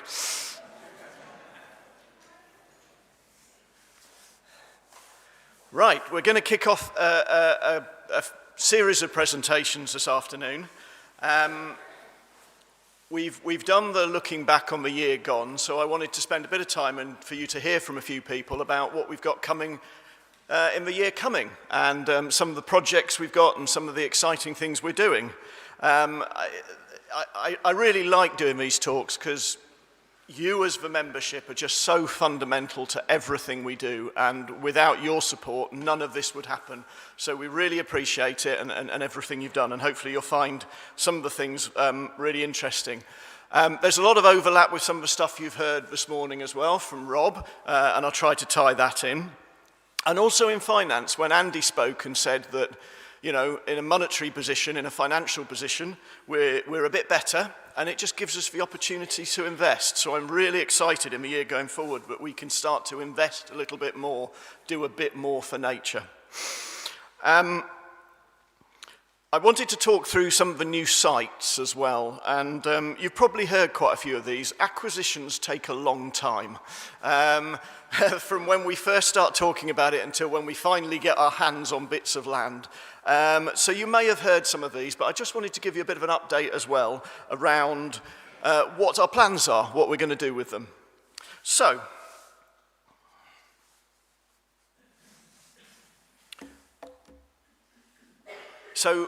this is why we're here, what it's all about. And I always want to put something in at the beginning to remind us about how important it is and the importance of protecting wildlife and the challenges it threats, the threats and challenges that we face. So I've used this slide, I think, just about on every talk I do. And I put it there to keep reminding myself. This was the State of Nature report produced in 2023. And in it, it talks about the UK is now the most nature, or one of the most nature-depleted countries on Earth. I gave a talk to some school kids the other day, and I put this up, as I always do, and the look of shock, because, you know, their country had never been one of the worst of anything.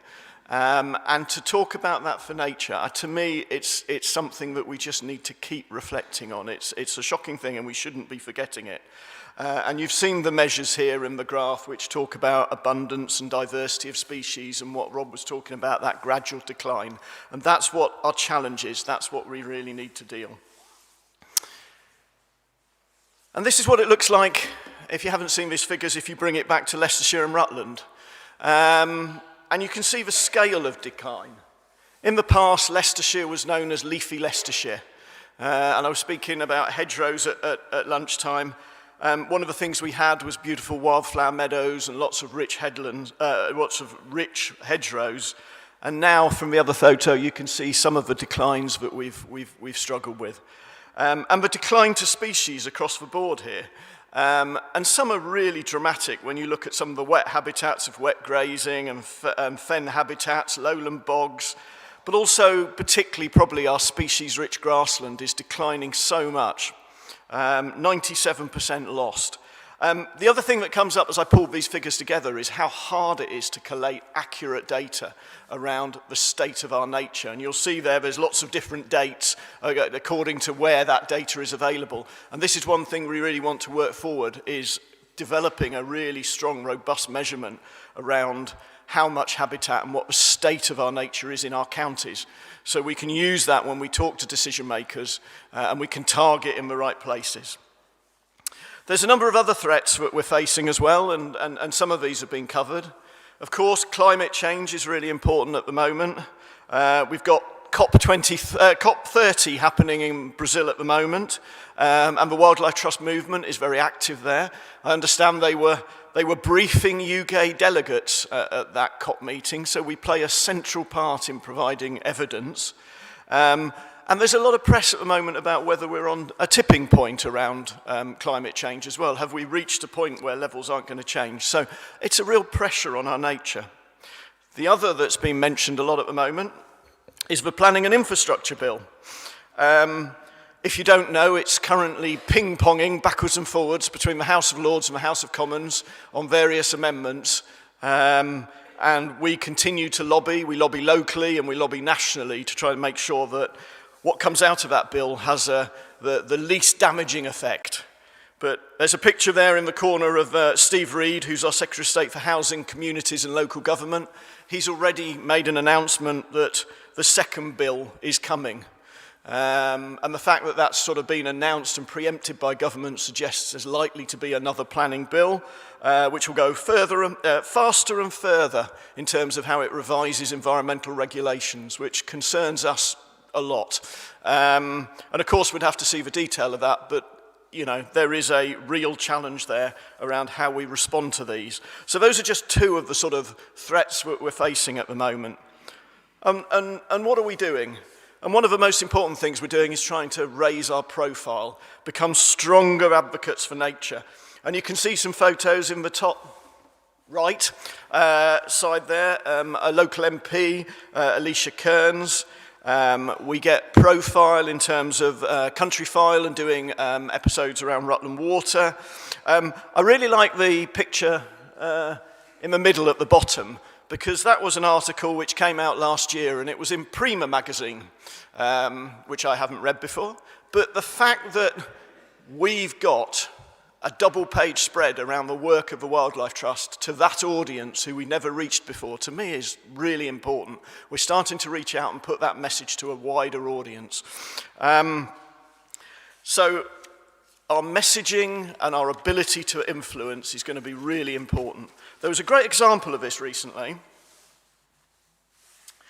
This was a meeting we held around rewilding Loughborough. And we wanted to get some of the big players to come along and talk. So in that photo, we had really senior figures from DEFRA.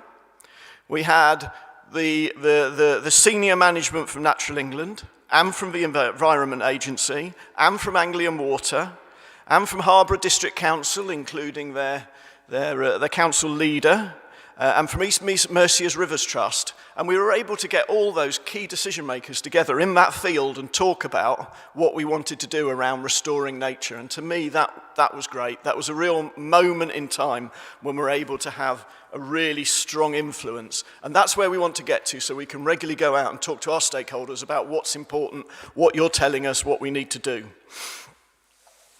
We've talked about yourselves as members and your support. Don't panic on this graph. It goes from right to left. So our numbers are going up, not down. But yeah, we're standing now at just under 20,000 in terms of membership, which for a wildlife trust our size is really, really good. And I'm really proud of that. And we're doing a lot of work to make sure we stay at that position and we continue to recruit. And we make sure we're listening to you as members and what you want to keep your continued support. And we've also put a lot of effort into our fundraising, which has helped our financial position. And we continue to do that. And, you know, if you or friends want advice or to talk to anybody about legacies or gifts or donations or responding to our appeals, we have people who can talk about that. And we're putting resource into that, because the more capacity we have, the more we can do. And looking slightly back, we've done a lot over the last couple of years to get us to a position where we're ready to be in this position to grow and invest and start doing more. And I don't want to go through the whole list, but just to give you a feel that we had to update all our IT systems, and we've done it. And that's not easy. As anybody who's worked in these businesses know, once you start updating one thing, you have to update everything. And we're there, and we've got our cybersecurity essentials, which was really important for us. We wanted to know that our IT systems were secure. We've got new HR systems, we've got new roles we've developed, we've got training programs in place. We've developed a lot of our management systems and policies, and particularly governance. So what you voted on this morning was really important, because that's updated and revised our governance procedures, and that's key for how we operate effectively. I've talked about our communication and advocacy, but then making sure we're a professional organisation. So we've developed our health and safety and safeguarding policies and systems. And we have lots of people out there with dangerous bits of kit, chainsaws and brush cutters and doing things to trees, and we need to be safe, and we need to look after our volunteers, and we need to look after people who work with us, and we've got ourselves to a really good position in that. And if you've met Paige, and I'm sure you will soon, especially if you volunteer, we've got now volunteer support and member support. So I'm feeling we're in the right place where we've got a professional organisation which is well run, and we can go ahead now and start to sustainably grow. And we've had some successes. Before I get on to some of the practical ones on site, this was the local nature recovery strategy, which we saw from the outset as a real opportunity and we wanted to get involved in. It was led by Leicestershire County Council, and they, to be fair, did a really good job of this. And we put a lot of commitment into it, and it now reflects a lot of the things that we feel are really important. And it's one of the first strategies to be signed off. And amazingly, at consultation, there was hardly any objections to it. So we had a really strong partnership with a good partner, and we've got an outcome now which will really set us up for nature recovery across our counties. And of course, in face of all these threats, we've been trying to restore, I always put a night, this is the cosy, lovely slide. Nobody can resist a dormouse, can they? We're looking to restore species. We want to get more into this going forward. We want to do species recovery. So we've got water voles in there, we've got dormice, and we've got glowworms, which you might hear a bit more from Tim. Just wonderful, wonderful species, magical. We've just submitted a big funding application for mammal species restoration. We hope we're going to be lucky with this. We've done a lot of background, a lot of work to get to that point. The nature restoration team have been working on this. I hope we'll get the funding, but if we don't, we'll go somewhere else and get it another way, because this is really important work for us. And we're also doing work around habitats as well. So this is the James Adler Reserve, not very interesting for nature, but it's going to get much more interesting soon. I'll tell you a bit more later around that. But we've done schemes around tree planting, around habitat creation, around habitat restoration as well. And we're very much into just allowing the natural processes. So really talking about what Rob was talking earlier, allowing our sites to naturally develop and become valuable for nature conservation. So, just on this James Adler Reserve, so we will be doing a major tree planting exercise and design across the James Adler Reserve this winter. So if anybody wants to come out and plant trees, let us know. We'd love you to come out. It's a really nice thing. It's really nice to get your hands in the soil and feel it and see that tree. But that will be a major project we're undertaking, and that will happen this winter, so that will be really exciting. So these are where our nature reserves are. We're not going to solve a nature crisis just by buying more land, so we have to work with partners, and that's what we're doing. But we also want to look at our own nature reserves and how we can enhance them.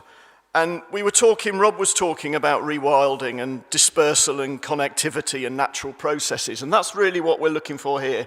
We've looked at our nature reserves and we want to expand them. We want to, if possible, make them bigger, build on them, so we've got areas big enough that have some resilience, but also we can allow natural processes to start to happen on those. We want to make sure they're managed properly. I think we're likely to invest more in our reserves team in this year. That's where some of our investment will go, to make sure that our nature reserves are as good as they can be. And then we want to look at how we can connect them. So which areas, where do we need new reserves in order to connect? So this slightly crude picture here, this shows some of the sites I just want to talk to you about where we are doing our nature restoration work. Now, I'm not going to mention the big oak tree. I'm going to leave that for Ben. I'm trying not to steal everybody else's presentations here, but I want to tell you a little bit about some of the other sites that we're looking to try to grow and expand, that you'll see happening as we go forward into this year coming. So this is the first. I might try to use the pointer here. So this is Charnwood Nature Reserve, a fantastic site, one of the most important we've got in Leicestershire, geologically fascinating, but in terms of nature conservation, really important. And an opportunity came up to try to expand that reserve, and that gives us a potential just to make it more resilient, more diverse, more interesting, provide more access, and build on a site we've already got. And building on sites we've already got is easy in terms of management. So these fields I'm outlining here, and these fields here are the ones that we are currently looking to acquire. It'll add about 24 hectares more onto Charnwood Nature Reserve. We are in the throes. It takes a long time to buy these sites and do the due diligence and make sure we can manage them, but we are in the throes of completing that. We've had a very generous grant from RSWT of 100k, and then we found an investor to support the rest of it, and then we will put this land and try to create biodiversity net gain credits. And that's the way that we will operate this site. And then for the second plot, we had an offer accepted on the first, and then the second came on the market, and we thought, let's keep building on this. We've got a range of investment from private investors. So I'm really optimistic that this will happen. We'll try to restore natural processes, we'll do a little bit of planting on some of the sites, but this will become an extension to what is already our nature reserve. And it means managing the nature of this nature reserve becomes fairly straightforward. We'd love to see wild livestock roaming in the woods and also coming onto these sites and just starting the natural processes to be restored. So, really exciting that. Another one in the pipeline is a proposed extension to Cossington Reserve. So this is up near Salby, and the red dotted line is where we're looking to extend, and you can see it is immediately adjacent to the existing reserve. And the benefit of this is we want to work. Cossington is an incredibly important reserve. We want to grow it so that we can start to allow these natural processes. We want to take out some of the boundaries. We want wildlife wandering across that site. We want it to flood. We want it more diverse. So we're working on this. The funding will come from a local authority, and it will be an invaluable growth of Cossington, which we will try to continue to do so, because Cossington is a great reserve with things happening to it. I mentioned the James Adler Reserve. This was formally transferred to us last year, or this year. And this year we'll be out there doing planting across the site. So we've been out we've discussed with various local groups and local communities what we're planning. It'll be a wet woodland. We'll try to restore the river so it's a bit more wiggly as it passes through the site. We'll have open areas, we'll have wooded areas, we're putting public access all the way around the site. And you can see there's a photo of when it was handed to us by the Adler family, who were just wonderful, and they're really keen to as well see this land become something really important for conservation.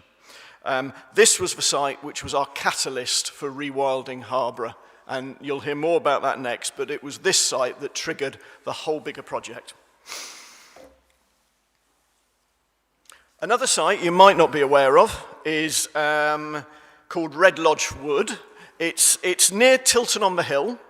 It's owned by Mr. and Mrs. Duxbury, and they would really like us to take on this land, and we've had a site visit to it. It's a lovely old disused railway line with a woodland, a plantation woodland that's been put in. There's scrub, there's grassland. Mr. Duxbury's managed it for many years, and we want to take this on and create a new nature reserve from it.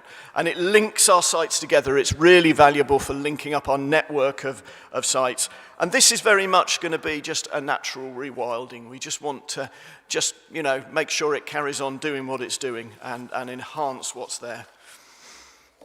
Out of interest, that's 17 hectares. So it's a big site. It's and got some real interest. So we're hoping that we will take that on next year. One site we have taken on and still going through its various legal processes is at Belton, which is a hill fort. This is only a fairly small site. It's about 2 hectares, but it's really nice flower-rich meadows, which is exactly the habitat which has been lost so extensively across Leicester and Rutland. And that's why we were interested in this site. The access on it isn't great, which is why we haven't opened it up for sort of public access. But we will start to do that hopefully in the future. But at the moment, this was just a really nice site. I always send our officers out. Whenever a new site comes in, I go out and I go, don't get too excited because we have to afford this. And every time they come back going, yeah, it's brilliant, we have to have it. And then we have to go out and acquire it. And so this one we took on, and yeah, it will be an important addition. We've talked about Ash Tree Farm beforehand and working with the Coates family. And they've offered this land to the Wildlife Trust, which will then go on to become a nature reserve. And I know a number of groups have gone down and visited already, but it's a really nice grassland site. It's so good in terms of quality. You can see we did training exercises for our staff down there to identify what's there. It's got a whole range of really interesting fungi. When our experts went out and did fungi surveys, they found some fascinating stuff as well. And it takes us more into the South Leicestershire, where we really want to be doing more. We recognise that was an area where there wasn't enough in terms of our sites, which can again be catalysts for making other things happen.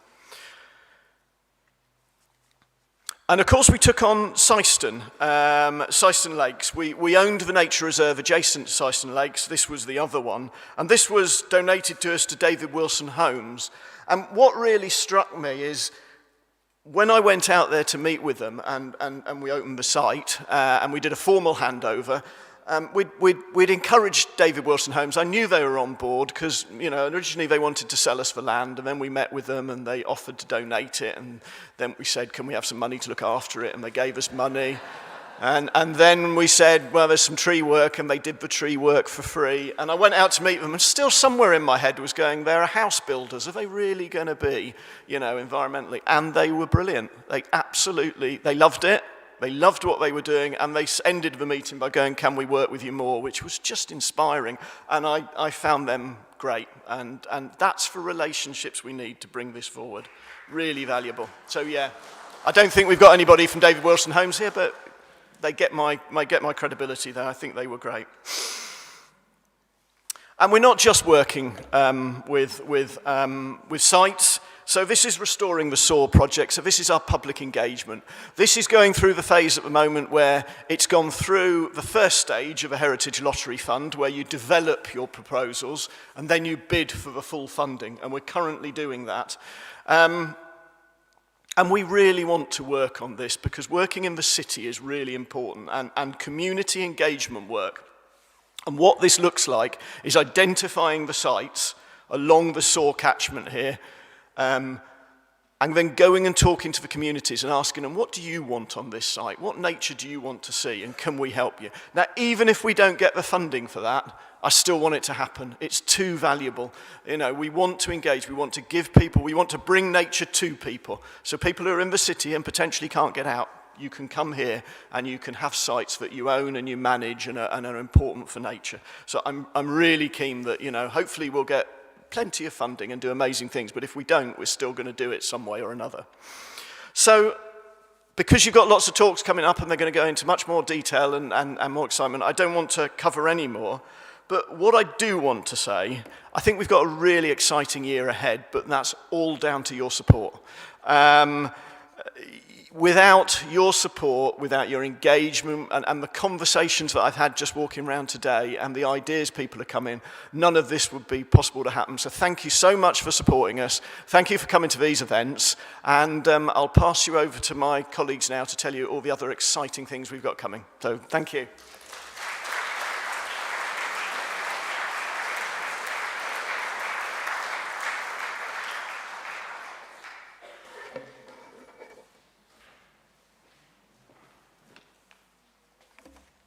Okay, good afternoon everybody. I'm Ben Devine, I'm the Head of Nature Recovery at the Trust. It's great to be with you here today to update you on one of our headline projects this year, the Rewilding Harborough project. But before I do, I just wanted to give you a wider sense of the breadth and the scope of the nature recovery work that we've been doing this year. We've made much progress on our nature recovery agenda. during this time with a number of exciting and impactful initiatives underway. And this slide here sort of highlights the work, or some of the work at least. I'm happy to report that we are a growing team. We've got Dr. Hannah Sellers joining us earlier this year, who you'll be hearing from shortly, and also John Bristow, who joined us more recently. As you can see, it's been a really busy year, with work ranging from the continued delivery of the excellent Restoring the Soar project in Leicester, standing up for nature and influencing gains through the planning system, and driving the reintroduction of the hazel dormouse back into Leicestershire and Rutland, which is a fantastic achievement, collaborating with partners, and playing a central role in the creation of our fantastic new regional local nature recovery strategy, and also working really closely with major landowners to accelerate nature recovery across our counties. And it's fantastic to see some of those major landowners in the room with us today. So the Rewilding Harbour project, it was initiated in 2024 when a sizable landholding became available for sale in the area surrounding Great Bowden, just to the north of Market Harbour. And off the back of the acquisition of our nearby James Adler Nature Reserve earlier that year, it became apparent that a significant landscape-scale nature restoration project could be possible in this strategically important area if this further land could be acquired. So the Trust worked really hard to secure the land in partnership with a wide variety of organisations, finally coming to work closely with Harbour District Council to secure the land and launch the Rewilding Harbour project in March this year. We actually launched the project on the International Rewilding Day, which was a fluke, but it was really nice. So since then, we're delighted to have John Bristow appointed to deliver the project. The wider nature recovery opportunities in this area, and that's part of our broader Rewilding Harbour programme. So why is there a need to do nature restoration in the Welland Valley? It's a really heavily modified landscape. You know, it's incredibly ecologically degraded, and there's little to no protected sites or wild places remaining. I'll show you on the forthcoming maps that the only protected site in this region is one SSSI. That's a site of special scientific interest called the Borrow Pit SSSI, which happens to be smack bang right in the middle of the rewilding project area, just where you want it. So there's extremely limited woodland cover and habitat connectivity in this area. We've talked a lot about hedgerows today, and they're really important. There's increased risk of flooding. There's lots of impoverished watercourses and a chronic, limited access to nature. You talk to local people in the area, and you hear that they've got to go miles and miles in all directions to find any kind of, valuable semi-natural space to spend time in nature, and that's a tragedy. So this project will definitely overcome that. And together we can bring nature back in places like this. This is exactly, I think, where nature recovery needs to be focused, in the areas where there's such great nature depletion and such limited access to nature. So what do we mean about putting nature into recovery? I mean, Rob did such a fantastic job of explaining rewilding. And lots of the maps I'm going to show you will sort of have cues to that. But rewilding is all about reinstating those lost natural processes. It's about reconnecting the river with its floodplain. It's about re-wetting the land, reconnecting habitats, reintroducing lost species where possible. There's loads of areas along the River Welland where we can bring back lost species like water voles and other things. There is space for tree planting. There's such low levels of tree cover that we want to plant some trees just to accelerate the natural succession of plants, so that seed source to allow vegetation to establish. Restoring and creating habitats is key. And also in this landscape, interestingly, there are these what we call relic habitat features, or ghost ponds. Rob mentioned about ghost woodlands earlier. Ghost ponds are similar. They are ponds that used to exist in the landscape that have since been lost, and we can look really carefully on old maps to show us where those ponds were and restore those, because that's where we know the freshwater habitats used to be. So really interesting. Empowering and engaging communities is front and center. This is a community rewilding approach, and it's all about, crucially, restoring landscapes at scale. We really need to do this at scale to allow nature to disperse across the landscape, for it to recolonize areas from where it's been lost. So here's a map to show you the extent of the purchased land, and it's comprised of 3 large plots of intensively managed pasture with 1 or 2 infield trees and small remnant ponds, very species poor hedgerows as well. They amount to over 133 hectares, sorry, 133 acres. I work in hectares. That's 55 hectares, which is about 80 football pitches. So it's a significant area. But it isn't just in any place. It's actually in a fantastic location within the existing nature recovery networks. You can see that the area is framed to the left-hand side with that white hashed line. That's the former railway line, and it provides a fantastic terrestrial link out into the wider countryside, traversing plots 1 and 2, which I'll show you some aerial image of shortly. The River Welland, so this is the hydrological link. It's the blue line on the right-hand side of the map. The land holdings are very well connected, and you can see the yellow extent on the left-hand side. That's actually the Borrowpit SSSI that I mentioned to you, the area's only protected site, and it's right where we want it to be, right up against the red extent, which is the land purchase. So at this scale, it really does represent one of the most sort of significant areas of landscape recovery we've seen in Leicestershire and Rutland in a really long time. And it is a further catalyst to kickstart a major landscape scale project in this strategically important area. So now for some aerial imagery. You can see plots 1 and 2 in the foreground and background. And note that former railway line to the east that traverses the landscape towards the east of the county. You can also see in the top left-hand corner the Borrowpit SSSI, which is a really interesting habitat. But it was, before this project, an island of really great habitat in a sea of agricultural desert. So fantastic opportunity here for terrestrial links to the existing nature recovery network. And a closer look on this slide of the extent of plot 1 in the foreground and plot 2 in the background. You can see the railway line continuing out eastward. Just note here the extent of sort of homogeneous pasture in all directions with very poor hedgerow connectivity. Note the lack of wild space. Note the lack of trees and habitats and wetlands and woodland. I ask you, where would nature be able to thrive in that landscape? So, a view of the western arm of plot 3 here. You can see the village of Great Bowden in the top left-hand corner.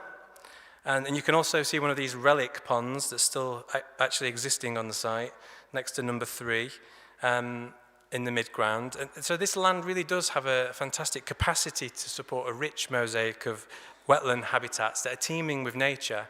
And when I've been taking people up onto the site, you stand there and it sort of feels very barren. And I try to sort of impart on people that if you close your eyes and imagine a site that's teeming with nature, that's deafening with the sounds of insects, that's what we're aiming for. This is going to be transformed, a transformational project. So moving closer to the River Welland, you can see the eastern extent of plot 3 and how it connects to the western extent in the background. There's some interesting ridge and furrow features on this field that will remain open as part of the restoration plan. And also note as well in the top left-hand corner, an area of young trees. That's the Anglian Water land, who are another major landowner in this part of the county, who are supporting the project. So I'll go on and talk about them shortly. And finally, here's an example of the eastern boundary of plot 3. and a significant straightened section of the River Welland. So Rob really helpfully earlier pointed out that the River Welland's been straightened in lots of different sections, and this is one of them. So this is where we're going to re-wiggle the river. We're going to undo that straightening, create the habitats that have been lost on that section, and there's a fantastic hydrological connection to the existing nature recovery network here. Interestingly, this is the county boundary with Northamptonshire. So you can see on the maps, the actual county boundary is very, very wiggly because it used to follow the extent of the River Welland, where it was really wiggly. So we're going to put that back. And Anglian Water are going to pay for it. Okay. So the nature recovery opportunities of the 3 purchased land holdings are enormous, but what about the wider strategic area surrounding rewilding Market Harbour plots? Well, if you zoom out even further, you can see how the existing areas of nature conservation priority come into focus. I want you to look at the bottom of the slide. You can see the green extent. There's 2 halves. That's the James Adler Nature Reserve, and that has been the catalyst to really ignite the spark for this project. It really is fantastically connected via the Welland to the land immediately to the north, and then via the land above that, the vegetated land, which is the Anglian Waterland. Then you can see you move into plots 3, over into plots 2 and plots 1, via the terrestrial link, via the railway line. And then you've got the Borrow Pit Triple SI and the land surrounding that. And then you've got the white extent, which is about another 70 hectares or so of land that we're working with the landowner on currently to bring that landholding forward for nature restoration benefit as well. So when you look at it on this scale, it really does represent one of the most exciting opportunities we've had in the region for such a long time, and so much fantastic impact for people and wildlife in this area. What we want to do fundamentally is connect the left-hand side blue extent, which is the Grand Union Canal, to the River Welland by an arc of fantastically rich habitats, interconnected habitats full of wildlife for people to access and enjoy. So I mentioned the James Adler Reserve. We've heard 1 or 2 people speak about this already. It's just to say that this is really the coalface of the project at the moment. This is going to happen in the coming weeks. We're going to create wet woodland here. It's on the floodplain. It's a fantastic place for this kind of project. We're going to be mobilizing the local community to really come down and help us in that process of planting trees and really getting stuck in. So a fantastic time for the project. There's 22,000 trees going in, so yeah, if you've got some time, it'd be nice to have you over. Lots of opportunity there. And there's just a nod to the partnership. This is a growing network, and it's just the start, really. You've got so many people in so many different organizations that are thrilled about this. There's fantastic strategic overlap. The benefactors from the District Council and the water company, Anglian Water, have been exceptional so far, and we're thrilled to be working with them. And this is really what it's all about. It's about bending that curve of nature decline and putting nature into recovery. And it's projects like this that, they address this joint nature and climate emergency.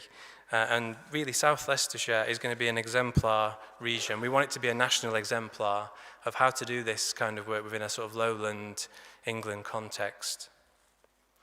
So what's next? This first sort of 9 months or so has been a conscious observational phase. We're allowing the land to breathe. We're allowing the land to tell us what's there. We don't want to go in and just instantly make decisions about the way that we want to restore things without observing the land. We have no biological records at the start of the project for the whole of the 55 hectares. Now we've got many thousand. But what we're seeing is, aside from just what's there in terms of the biodiversity, species, we're seeing those natural processes in action.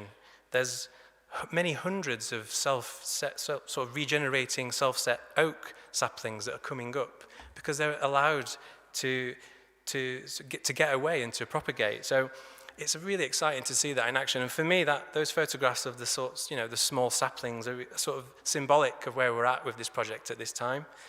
It's been a great year for butterflies on the landholdings, all the tall grasses, as you would expect, lots of grassland sort of butterflies that need flowering grasses for their life cycle. It's just been an absolute wash of fantastic butterflies. And we've seen good numbers of nesting skylarks and good numbers of amphibians on site as well. Lots of mammals as well, so really interesting. But what we're doing really is observing and then putting in place a master plan of how we're going to restore these land holdings, how we're going to restore the whole landscape using, naturalistic grazing regimes and sort of trying to mimic some of those grazing pressures that Rob so well explained this morning. So it turns out artificial intelligence is quite good for creating visionary documents. So these are some of the images that we took to the council and others to, influence and to try and get this project off the ground. And it's been really great. Me just explaining these things is one thing, but actually, it's not perfect. There's lots of problems with that picture, but it does get the message across that what we're talking about is fantastic areas of natural space, allowing nature to take the driving seat, to see what happens when you reintroduce those natural processes that have been lost. Crucially, where people can get right in amongst those habitats and connect with those natural processes. And this is the final image that we use, which I think is a beautiful image that really shows you of what a well-connected floodplain might look like. And some of those aerial images that I showed you earlier, it's, this is what we're aiming for those. We really want to see, an absolute wealth and a deafening sound of wildlife on those sites. So together we can restore, reconnect, and create habitats at scale. We can create a resilient and healthy environment. It can be accessible by people, teeming with nature, and rich with opportunities for learning, health, and well-being. Together we will rewild Market Harborough and other key areas in our counties. Thank you very much.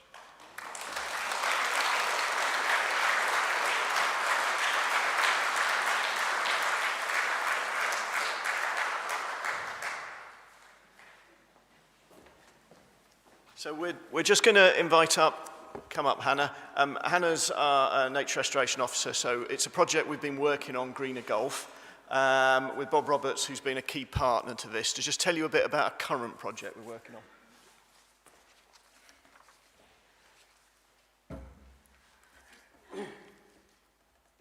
Hi everyone, I'm Hannah. I'm joined, as Matt said, with Bob Roberts from the Greener Gulf Network. So we're just here to talk about the partnership that we're working on and the pilot project this year. But first off, do we have any golfers in the room today? No, a couple hands, couple hands. I have to confess, I'm not a golfer myself, but whilst out surveying this year, I have been exchanging nature. Sorry. Oh. So I'm sitting beside a golfer who did not hear you. Oh.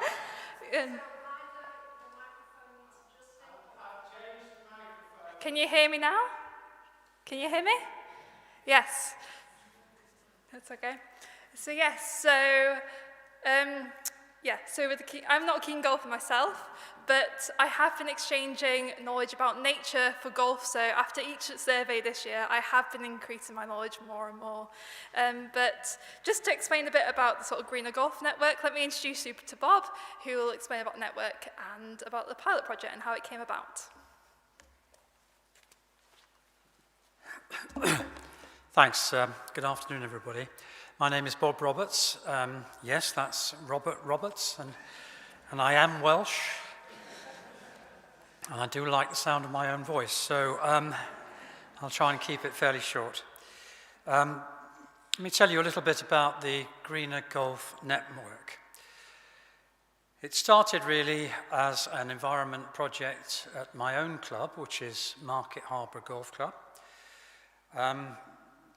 We started working in collaboration with Longcliffe Golf Club at Nanpanton, just outside Loughborough, and visiting each other's courses and finding out what was going on there. And I remember in the early days, I decided that it would be a good idea to contact the Wildlife Trust. And out of the blue, I just phoned them up and I spoke to this young gentleman who invited me in for a meeting, and his name was Ben Devine. I have to pay tribute to Ben, seriously, because right from the outset, he was very encouraging about the ways in which the Trust could work with golf clubs towards nature's recovery. From those two golf clubs, Harborough and Longcliffe, we started to organise meetings. And our first conference was actually at Longcliffe, and it was the then CEO of the Wildlife Trust, Tim, I think his name was, can't remember his second name, but he actually gave the opening address at our first conference at Longcliffe. Most of the golf clubs in Leicestershire gradually began to take an interest. For your information, there are about 25 golf clubs in Leicestershire and Rutland. When I say golf clubs, I mean places, traditional clubs, if you like, with members. I'm not talking about hotels with a short course attached to them or pay-and-play places. I'm talking about traditional clubs. So it's quite a small number, 25. Most English counties will have 40 to 50 golf clubs, if not more. But our aim soon kind of solidified as two aims. Firstly, we decided as a group, because we did form a steering committee, or group, I should say, I want to avoid the word committee. We decided that one of our aims was to encourage golf clubs to be more sustainable in the way they operate, by which I mean the full kind of gamut of sustainability objectives to do with water conservation, energy conservation, recycling, and so on. And the second aim was to encourage golf clubs to, and enable and encourage golf clubs to do more for nature. Many golf clubs will tell you that they do their bit for nature, this, that, and the other. But actually, as you can imagine, there are large parts of a golf club's land which are really out of play as far as golf is concerned. And really, the greenkeepers are not trained in things like woodland management and pond management and so on. And there is more that golf clubs could do if they are prepared to open their ears and learn. Right from the outset, one of our aims was that this is about collaboration. Some golf clubs will tell you, oh yes, we're doing our bit for nature, we do this, that, and the other. But they'll do it as little islands, little fortresses, and they don't really want any interference from elsewhere. What we're trying to do is break that down and get golf clubs to work in collaboration, first of all with each other, and also subsequently with other agencies, such as the Wildlife Trust. So what do we actually do? We have a website. The website acts as a resource. It's got a very big library. It's got a large number of case studies of things that have been going on around the whole country, actually. We get case studies sent to us, and people can download those for free. We do site visits to clubs which are doing interesting things. We've done 4 of those in the last 5 years, I think. We do a newsletter 3 or 4 times a year, which you can sign up for if you wish to receive it at the back there.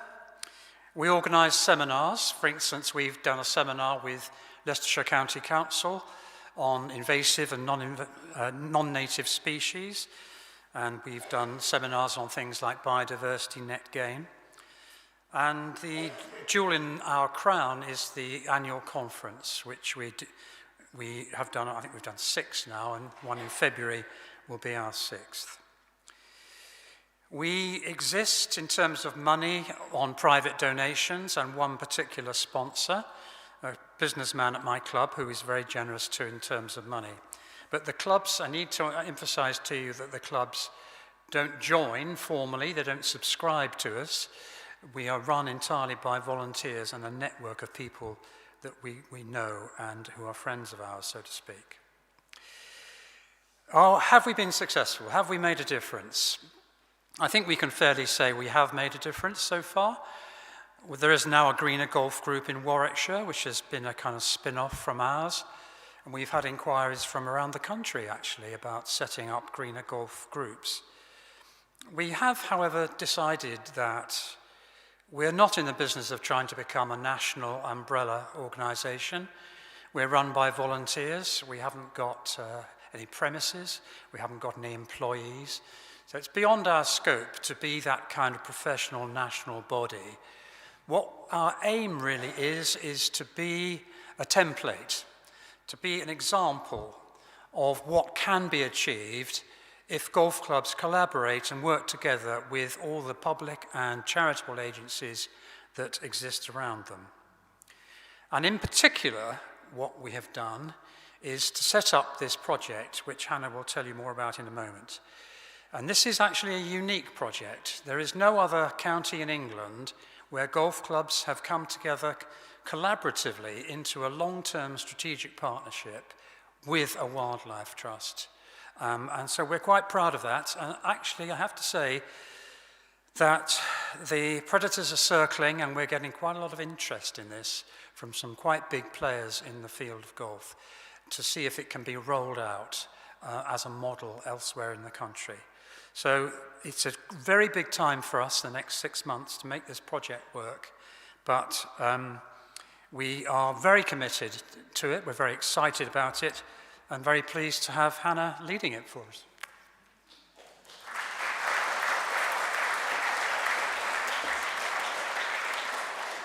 Thanks, Bob. So in this pilot project, we've had 13 golf clubs signed up across the county and contributing money, which is great because that's about half of the 25. And these are typically parkland courses, so grassland with trees, heathland, and also links, which is Kill Springs towards the south of Leicestershire because of its sort of sandy soil being a formal gravel quarry. And some of these sites are also triple SIs. They have local wildlife sites on them. But even if they don't have it on site, a lot of them neighbour these areas or they're in the surrounding area, which means it's a great opportunity for them to contribute to the landscape. So by managing the sites in the right way, it's not only improving the habitat on their site, but also in the surrounding area and helping to improve connectivity across the two counties. As you can see on the map, these 13 golf courses signed up so far really do cover the two counties. So having a project with this scale, it really does sort to help build sort of a network of wildlife areas across the two counties to really contribute to nature recovery. So golf courses, as I've been going out to survey them, I've looked at what they currently are doing and what they could do to improve their management. And golf courses are great because they tend to have these mosaic of different habitats, which can support a wide variety of species if managed in the right way. And obviously, one of the main habitats you're going to see on a golf course is grass, because the aim of the game is to play golf. But it's about finding the balance between these playing areas and non-playing areas. You can see some pictures behind me. I was actually going on these surveys, quite surprised that some of the golf courses have actually started to leave areas along grassland, which is great. Some of them to wildflowers. On the bottom we have Cosby Golf Course, which is by a T, and this was an amazing patch of wildflowers just teeming with life. All you could hear is the insects. So it's like, how can we do more of that? So yeah, it's thinking about increasing the amount of area of this, but also how it's managed with cut and collect and things like that. We also have heathland sites. So on the left, we have Charnwood Forest Golf Club, which is a triple SI for acid grassland heathland. On the right, we have Longcliffe, which is not close by us today at Loughborough. This is great because they're doing some heather restoration works, so creating scrapes. On the top picture on the right, it's actually on the fairway. So as you tee off, hit the ball, it flies through the air, lands on the fairway. That distance is called the carry. I told you I'm learning my golf terminology. But on this area, when the golf's in the ball's in the air, actually it's not on the ground, so does that need to be mown? So can it be used for heather restoration? Some have started to use it for long grassland. So yeah, it's about finding this balance between playing and non-playing areas. We also have areas of sort of scrub and trees and woodland. A lot of this can be planted around the same time, so sometimes like structural diversity. So on top left we have Loughborough Heath, which are starting to manage their scrub on rotation to give these different growth stages. Bottom left, hedgerows we've talked about a lot today, obviously key parts of a golf course in terms of management of them, so connectivity across the site and with the surrounding area. Deadwood, whether that's fallen, standing, a lot of them have sort of these veteran trees, which are amazing to see. Also, sort of parkland courses have these lines of trees between the fairways, typically very mown, so it's can we start to leave it a bit more, and again, improve connectivity. I'm always talking about connectivity. And we also have woodlands. Some of them are managed, some of them aren't managed. So yeah, it's looking at how, particularly in this sort of picture, looking at how we can improve sort of the understory sort of scrubby to really sort of basically enhance sort of woodland management on their sites. We also have ponds. They come in all different shapes and sizes, and some, again, the management varies. Some of them top left, very mown, and some are just left unmanaged. So again, it's like encouraging the golf courses to have these range of different features, so it kind of provides sort of these micro habitats for different species, whether that's the vegetation, margins, areas of open water, there's trees and scrubs around it. So yeah, it's just how can we manage this for the wildlife on the site. Some of which are priority species, so some golf courses have sort of water voles, great crested newts, and obviously water voles are important because they're one of the priority species for the local nature recovery strategy. So yeah, it's about encouraging them to be mindful of this when they're doing management. There's also provisions, a lot of them are doing sort of bird boxes, bat boxes, bug hotels, this sort of thing. So by having all this on one site and sort of encouraging them to manage sympathetically for wildlife, it provides a great opportunity. So next step for the project, so working the reports, and then the idea is we want to continue this partnership. We don't just want to do a survey report, give it to them and say good luck. We want to continue this, to have ongoing advice, whether that's next steps for them is to produce sort of their management plans, so give advice on that. Also looking at applying for more funding to help with delivery of some of the sort of works, but also with training and also with sort of signage, because a really important part is also with the education of this. So if you're leaving areas along grassland, basically teach people the value of it, because otherwise they'll be like, I just want to play golf. So the education is really, really important. But if you want to know a bit more, Bob mentioned the conference is next February. You can also hear more from me. But overall, it's just really encouraging to see the work currently done on the golf courses, and yeah, what opportunity going forward to really build on this and contribute to nature recovery. Thank you.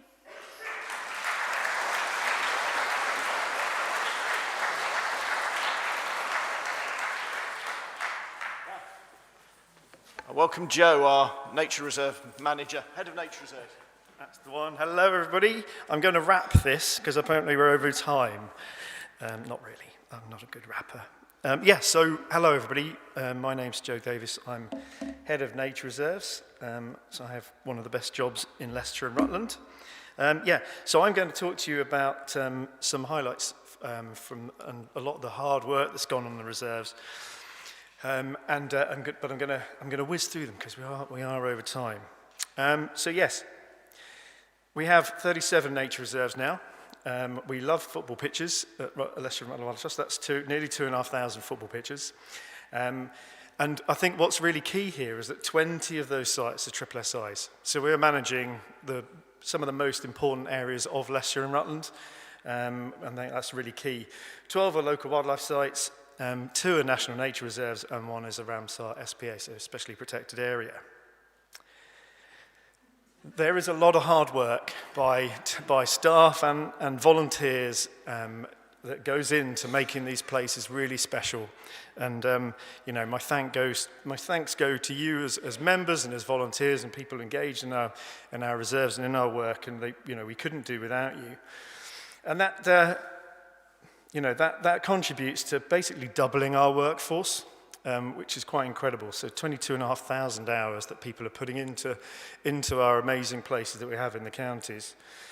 Here we have, your classic conservation sort of image, really. We are currently, some of our sites aren't linked, but they're still amazing places for wildlife. So we are we are sometimes being bison, being cattle, being ponies, and doing that grazing, but manually. So make sure these places are fantastic for wildlife.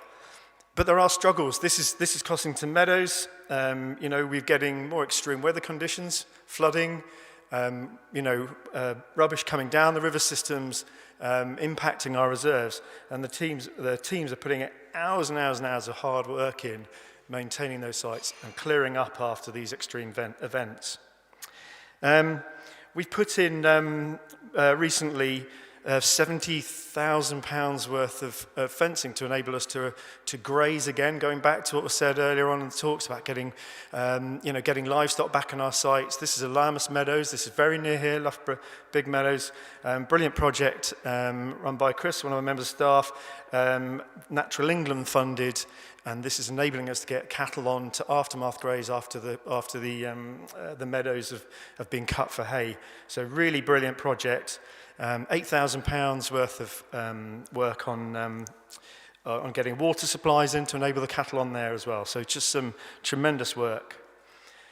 This is Rothley Marshes. As you can see, it's a bit of a mixed picture there. The site is flooded, but that's doing amazing things to prevent flooding across the, other parts than that. We're acting as a great, flood alleviation there.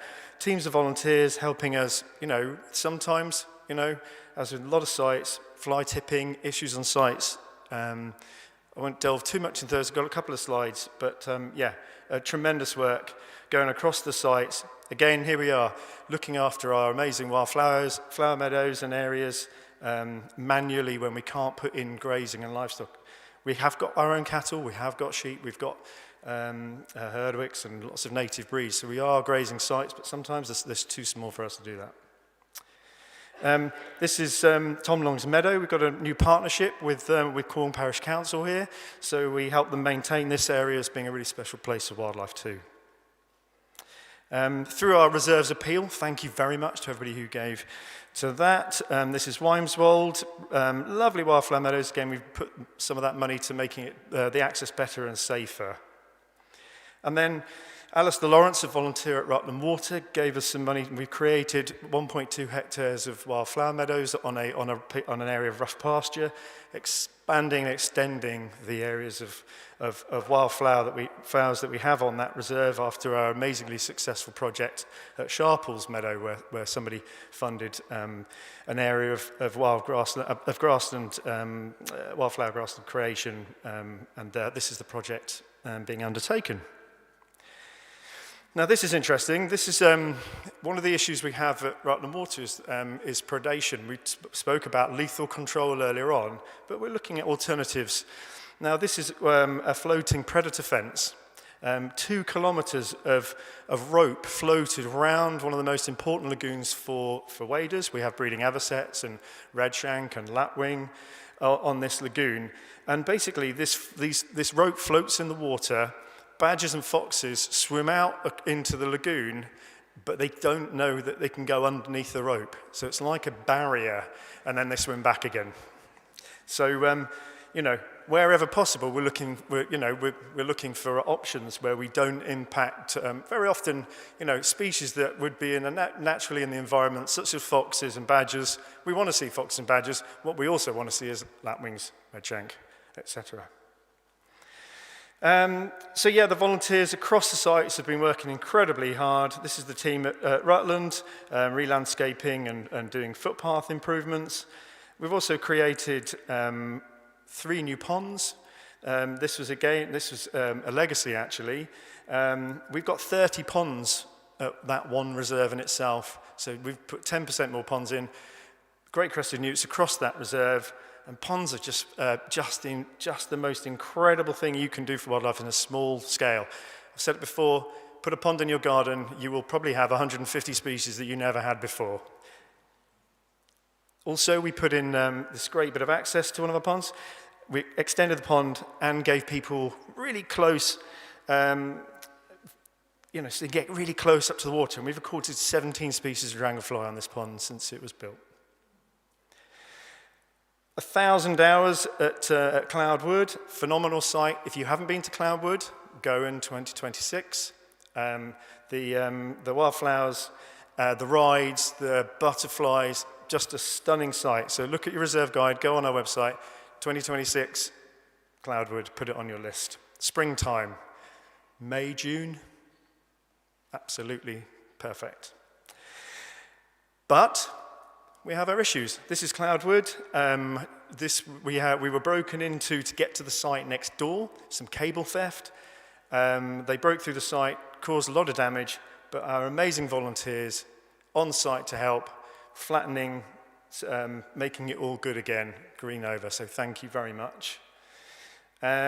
Lots of infrastructure work, couldn't do without our amazing volunteers. More infrastructure work. This is Dimmersdale. So thank you again. Reserves appeal work. And this is Foxwood, little reserve. And this is a real indicator of what James Adler Nature Reserve will look like. It's a very similar valley, similar project of woodland creation, wet woodland on the river, on the Welland. This is, in 8 or 9 years' time, this is what James Adler is going to look like. Did some great work with the appeal money as well. This is Kelham Bridge. So we really re-landscaped some wetland areas.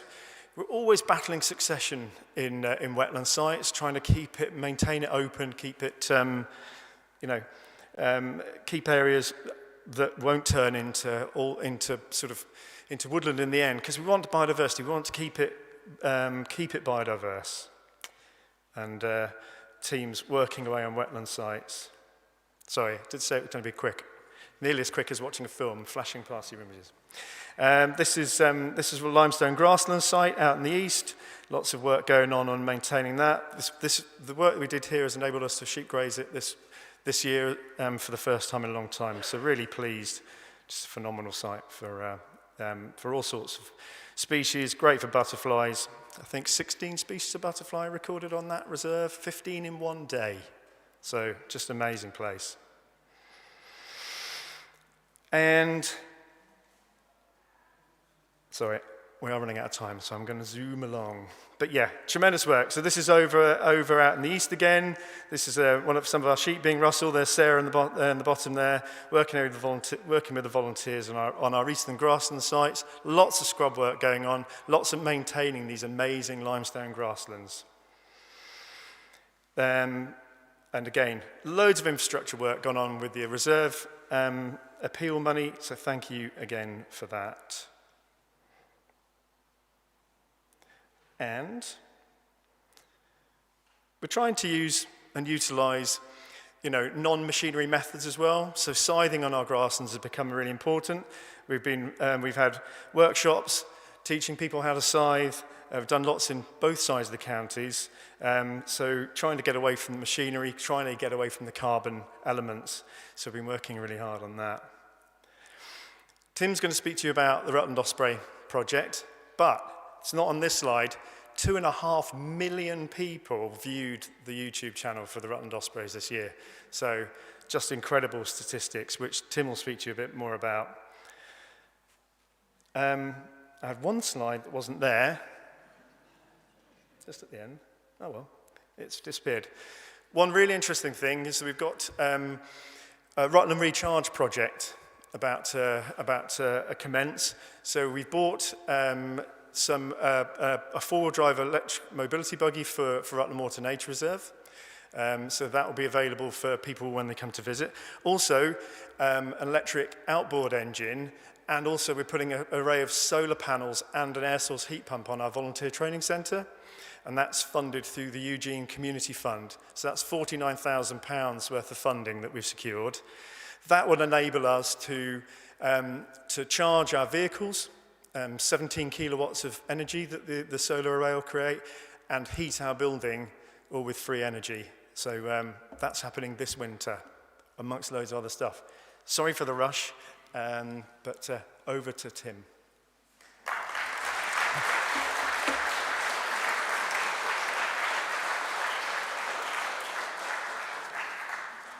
Well, good afternoon, everybody. I don't normally get nervous before talks, but when I was told that we had a really tight time schedule, and that I needed to keep it concise. I got really worried.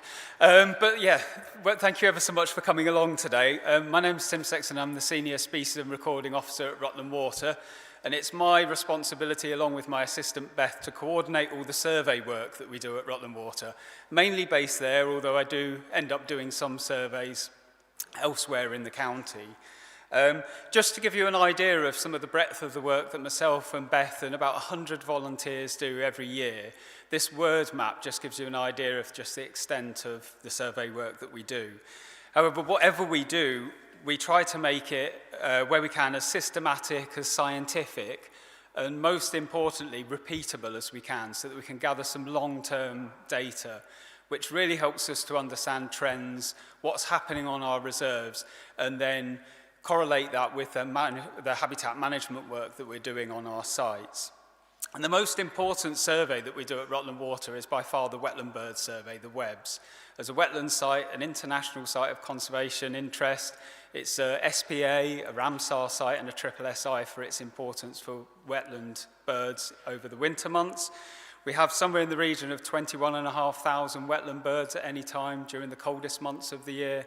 Internationally important populations of shoveler, so over 750 birds in the autumn months, and gadwall, which we're actually the #1 site in the UK for, with well over 1,400 gadwall at any one time during the coldest months. This year we've seen the 50th anniversary of the WEBS count, so it's really good to have long-term data to be able to see trends over periods of time, particularly now as we're going into a period of uncertainty with regards to climate, habitat loss and the likes. It's really good to have that long, consistent data set. So September this year was the 50th anniversary. We've gone out pretty much every month since 1975, since the reserve at Rutland Water started filling with water. The then manager of the reserve at the time was very forward-thinking, split the reserve and the reservoir into 25 unique counting compartments, and we've gone out with a team of volunteers, about 20 of us every month ever since then. Some even still today counting that were counting originally back in 1975. So some really good long-term consistent data. Nationally important numbers of many other birds like mute swan, great crested grebe, tufted duck, golden-eye teal, widgeon, coot and smew. And then more recently, new arrivals. So as we've seen a change in our climate to more milder winters, warmer summers, we've seen the movement of things like little egret and great white egret move into the Rutland Water. We did a roost count of both egret species about 3 or 4 weeks ago, and we had one of our highest counts, or our highest count of little egret, 174, and 60 great white egrets. Now, if I'd told you, say 15 years ago, that we'd seen a great white egret at Rutland Water, it would have probably resulted in about 100 bird watchers come to see it within the space of 24 hours. But, you know, these are species that are really good to see appearing there. The WEBS doesn't cover all species, so we do also do some species-specific surveys of the wetland birds, like water rail. We just recently did a playback survey, so we go around with an MP3 of the charming call, that squeal, the pig-like squeal that water rails do, and every 100 metres around suitable habitat, we play that MP3 and we wait for a response from the birds. They're very territorial. And in the past, for the WEBS counts, they've just sort of gone, we'll put down 12 today, because they didn't really know, and unless you actually hear these birds calling, you wouldn't know they were there. So typically we get 2 or 3 calling during an average WEBS count. When we did this playback survey, we had 45, which is beyond anybody's wildest dreams as to how many we thought would be there. We also do a specific count for gulls as well. So although this looks like the scene from Star Wars, where the Millennium Falcon's going into hyperspace, this actually is a drone shot of the gull roost at Rutland Water, where we had up to 56,000 gulls. So a mixture of about 40,000 black-headed gulls, and the rest were largely common gulls, and some of the larger gulls like lesser blackbacks, greater blackbacks, even a Mediterranean gull. But to put that figure into perspective, for international importance for black-headed gulls, you need only 20,000. So to have 40,000 just shows how really important Rutland Water is. This is a quick timeline of what's happened over the last 50 years of WEBS. You can see 1977, our first count of 10,000 birds, and then look over at 2011 there where we had 30,000. But it's really down to the volunteers. You know, what is it there? 6 million birds we've counted, 131 species, and 15,000 volunteer hours that have gone into making that survey count. In the last 6 months, I've been bringing together in preparation for the 50th anniversary some of the historic data. So whilst we've had a lot of data digitised from, say, the late 90s onwards, we didn't have any of that historic data from 1975 to 1990s digitised. Fortunately, we found a box in someone's garage that had a load of paper records, and the floppy disk there, remember floppy disk? Lotus 123, who remembers that as a bit of accounting software? So we had to find a computer that would work on, but the result is we've now got 50 years of data that we can look back on and analyse some trends. And that just shows how complete the data set is. So the white marks on there are the missing months. So really from about 1990 to 2025, we've got almost a complete set of data, missing just a couple of months at the bottom there when COVID happened. Seems like a lifetime ago, doesn't it? But, you know, we've got some really important species, and one of the advantages of seeing trends is things like tufted duck, which historically we would have had 5, 6, 7,000. I think the most we ever had was 9,500 in September 2006. These birds are not overwintering in the same numbers as they used to, and we're looking as to reasons why that is. And having that breadth of long-term historic data really helps us to understand what's going on. And one of the beauties of digitising all that historic data is we can look and try and see those trends.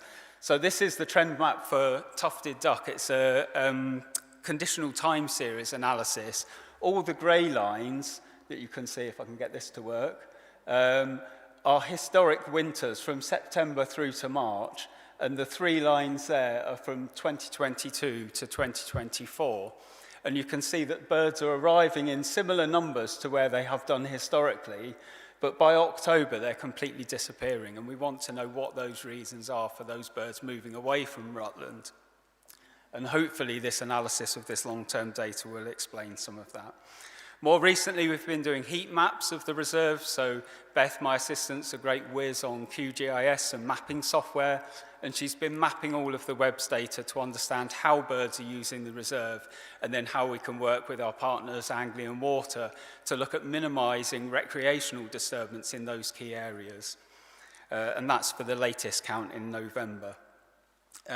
November was a very good month. After a few years of declines in species, we had the highest count of teal that we've ever had in 50 years, so just over 3,500 teal.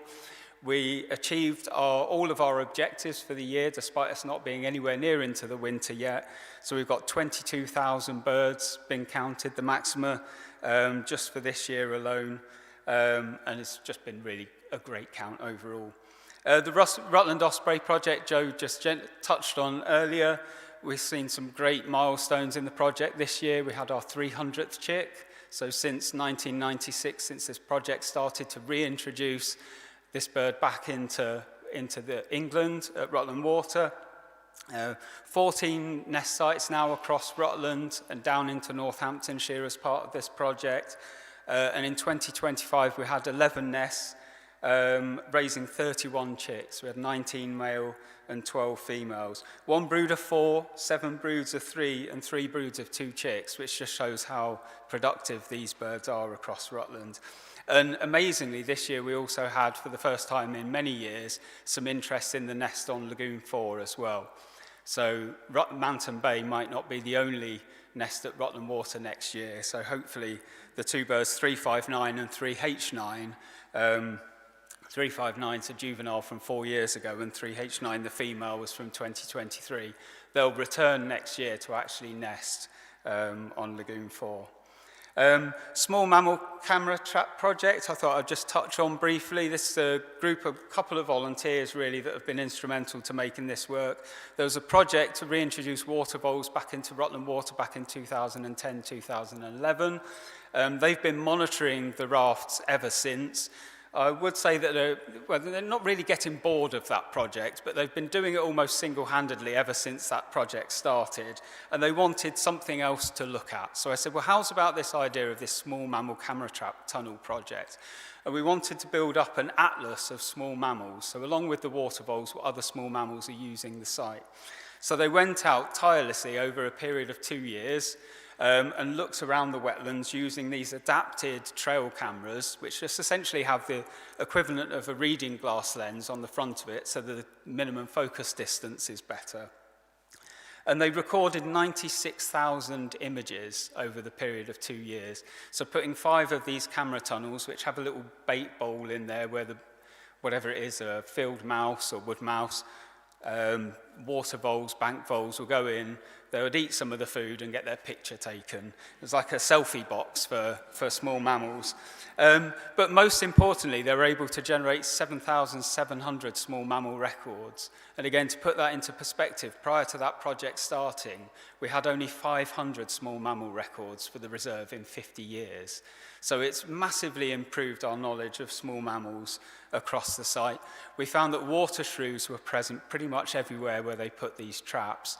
We've got water voles, 15 different species of small mammals. So that's basically anything smaller than a brown hare.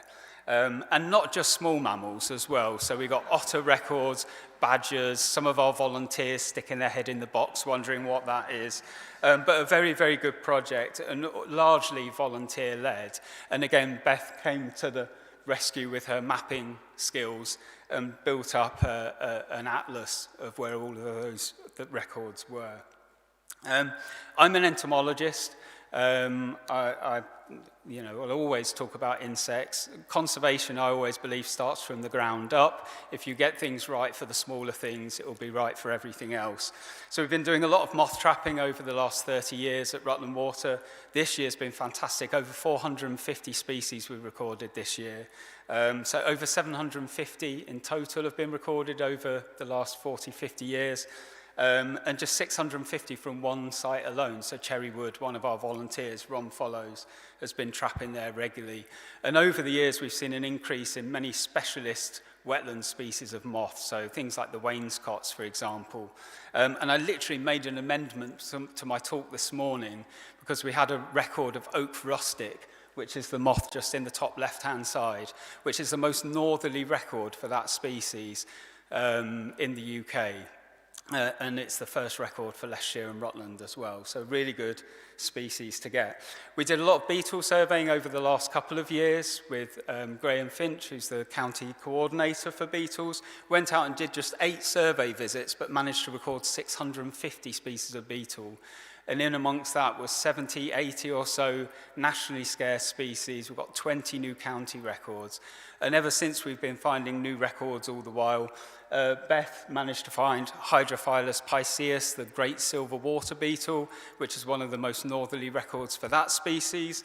And if that wasn't good enough, she went out doing some regular routine water quality monitoring in June, and she found the species on the right, which is Macroplea mutica, a species of reed beetle with less than 50 records in Britain, and most of those are on coastal estuary sites. So it's a species that, although it's got wings, has got underdeveloped wing muscles, and so doesn't fly. So how it got to Rutland Water, we really, really don't know. But there's a relic pond on what is now wet meadow, that if we look back through the National Library of Scotland maps, the historic maps of the area, we know that pond was there in the 1800s. So it's potentially a species that's always been at Rutland Water under our noses, but just we hadn't found up until now. So really great to see. And there's just a map of the distribution of that species in Britain. So really good to find there. The glowworm project, something I've been heavily involved in. We've been recording glowworms in Rutland for some 30 years with the help of Rutland Natural History Society. This year we had our best year ever for glowworm records. So we had just over 600 glowworms recorded on 5 key sites in Rutland alone. We've been monitoring those 5 sites, like I say, for a number of years. Ketton Quarry, one of our reserves, is one of the best sites. So we had 237 glowworms at Ketton Quarry alone. And of those, 218 were glowing females, and just 19 were males. And to put that into contrast, at Burleywood, which is another site we managed, we had 258 individuals, 83 of those were female and 171 were male. So this year, for the first time ever, we started monitoring males. We had only ever counted glowing females in the past. So we used this device that I invented called the Itsy Bitsy Teeny Greeny Glowworm Catching Light Machine-y. I might think of a shorter name for it because it's a bit of a mouthful, but essentially it's an LED with a battery that looks like a female glowworm, and it sits in a pop bottle, and the male glowworms fly to it thinking they're going to get a good night, and they end up getting trapped in the bottle. Every half an hour you'll go and count the number of males and then empty them out. But it was really important to show us that there is a real disparity between males and female populations at Ketton Quarry. Bearing in mind, Ketton Quarry is surrounded by an active cement manufacturing plant. It's an active quarry, 24/7 operation, and we believe that the lighting around the quarry is drawing the males away from the females within the glowworm colony. So we've already started to open up dialogue with the owners at Heidelberg and actually do some work to look at what mitigation they can do to perhaps put baffles up on the lights and prevent the population from declining. And that sort of feeds into this Light Lines project, which I'm sure you've all heard lots about in the past, but it's a new project that aims to link together those 5 key sites with sensitive roadside verge management and allow a network of movement for not just glowworms, but pollinating insects, wildflowers to spread around Rutland and link those key habitats together. We've got some fantastic wildflower meadows in Rutland and Leicestershire, and whilst their value's been long celebrated for their floristic diversity, little has actually been known about their value for grassland fungi. And this is a project that I started working on last year, but focused a lot of time on this autumn as well. And grassland fungi can be some of our most vibrant coloured fungi in Britain. And these are largely the wax caps. You can see they're crimson wax cap in the top left, scarlet wax cap on the right there, and then you've got honey wax cap and parrot wax cap, the green one on the bottom. They're really important indicators of unimproved grasslands. Ploughing or addition of fertiliser can damage the mycorrhizal networks of these species of fungi, which are very delicate, and can actually wipe them out for somewhere between 30 and 100 years. So just one single application of fertiliser within an agricultural setting will potentially get rid of all of the wax caps for up to 100 years. So they're really important indicators of unimproved grasslands. And our greatest diversity can be found on mesotrophic grasslands, the type that are found at places like Merry's Meadow near Greetham. And despite years of surveying, it's a triple SI for wildflower, its floristic diversity, nobody's really ever looked at Merry's Meadow for its fungi. There's just 2 species of waxcap historically for that reserve. So I said to the reserve manager, Sarah, I'd really like to go and look at this for waxcaps. We went last year in November, and we found 15 species of waxcap, which would make it on the borderline of internationally important for its waxcap diversity. So it's a really, really good site. And whilst the going was good, we then went to look at Ash Tree Farm, which you've obviously heard a little bit about earlier on in the talks. This is a future legacy site that Michael Coates and his wife Pat are going to leave to the Trust to manage as a nature reserve. Amongst the landscape there is a ridge and furrow grassland that, as far as we can tell, hasn't been ploughed for between 400 and 500 years. And it turned out to be absolutely fantastic for waxcap. So we had 13 species of waxcap, about 6 species of club fungi, a couple of pink gills. It was absolutely amazing. Went back just this week on Wednesday, found some more species of coral, some earth tongues. It was absolutely brilliant and just shows how valuable these little gems are within the landscape. And you can see there the map of the survey that we did. At the bottom there is where the ridge and furrow is, where it's just absolutely alive with different waxcap species. And of course the pink waxcap, the ballerina, one of the most sought after species, and one of those species that really does take a long time to recover after agricultural improvement. Michael's gone now, but he would have told you the story of how I let out a few expletives, which I won't repeat today when I saw that. needless to say, it's a very important fungus to find. So we'll finish there, and I'll probably leave you with just a comment that I heard from a talk I gave to the RSPB Youth Council, and it was a question we got at the end of the talk. And I got asked, what is it that gives me hope when we've got all of these declines and the habitats are being destroyed at a rate of knots? And I said to me, after a bit of time thinking, Rutland Water gives me hope, because in 50 years, you know, we've created this fantastic habitat. Nearly 5,000 species have been recorded there in the last 50 years. And we can replicate these things across the counties with a bit of work, and places like Market Harbour, James Adler, all these new acquisitions we've got coming on board. That should give us all hope and something to think of for the future. So thank you ever so much.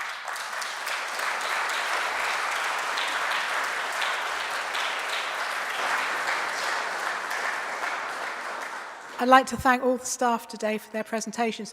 I would like to point out, though, that I took you into lunch a quarter of an hour early, and we're now 25 minutes over time. And I'll put that down to the total enthusiasm of the staff team in telling you about there's so much going on, as you can see, and there's so much interesting stuff to tell you. So I hope you don't mind the overrun, because we thought that there was really some fantastic information that was coming out. Now, if you're all happy, we will continue with we'll be slightly shorter than before, but if you're happy to stay, we can carry on with the questions and answers panel session. Are people going to stay for that? Some people stay for that? Right, okay, let's do that. So we have roving mics. We have a mic up here. Yeah, as soon as we're ready with the roving mic, Kath has got one over there, yeah. Like before, question there. Start with Kath over there, please, because she had her hand up first, I think. And then that lady there. Get the roving mic to them. So, as before, state your question clearly, and then we'll get the right person to answer the question. Everybody's talked about hope somewhere along the line. And when I started off on my personal mission 5 years ago to try and reverse the trend in thugging hedgerows that has overtaken the country, hope was a very difficult word to evoke. Since then, I managed to have got some traction, and I know that the wildlife trusts are very keen on gaining traction in terms of the public eye and your influence on trends in agriculture, land management, and that kind of thing. But my question to the panel really generally is, where do we find hope as members of the public against such a savage ravaging of the environment that's taking place on all levels, globally and within the national sector? Okay, thank you. Who'd like to go with that one? Rob, were you not coming up? Are we on? Yeah. All right, okay. Thank you. It is challenging, because I think when you look, you feel that there are a whole raft of threats to nature, and trying to find a way through those is quite difficult. And I think sometimes at the time, things like the Planning and Infrastructure Bill I found quite difficult to cope with, because it doesn't feel like we're getting the traction. Nature is being blamed for declines, and that can be quite difficult.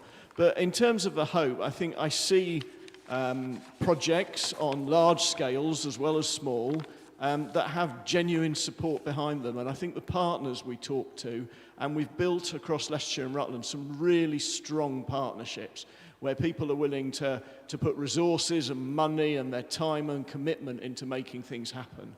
That there is a group who are committed to seeing nature restored, and speaking to landowners. You speak to a lot of farmers, and although they might struggle to make livings, I've never met a farmer who doesn't care about nature. They might not always do the right thing in our eyes, but they always care about it. So I believe there is a genuine, deep belief of people that nature restoration is incredibly important, and there's a lot of people out there willing to put a lot of time and effort into it. So that's where my inspiration comes from. But there are times when you look at it and you think, this is a really big challenge. And when you're trying to, as Ben sort of showed in his presentation, you're trying to bend that curve and see things happen. It can be quite, quite a thought. I think, coming back to the last point that Tim made, if you look at Rutland Water, as you can see from our celebratory there, it's 50 years old next year. So 50 years ago, there was nothing. And now it's an outstanding, internationally important site. So you can see that if we get things right, yeah, we can have a huge impact on things going forward. Thank you. That lady there, please, next. David? Hello. I think it was last week in the news I heard the government had announced the creation of 2 new national forests. My first question is, are they just making it up and lying? And if not, could South Leicestershire possibly be one of the areas that could be considered?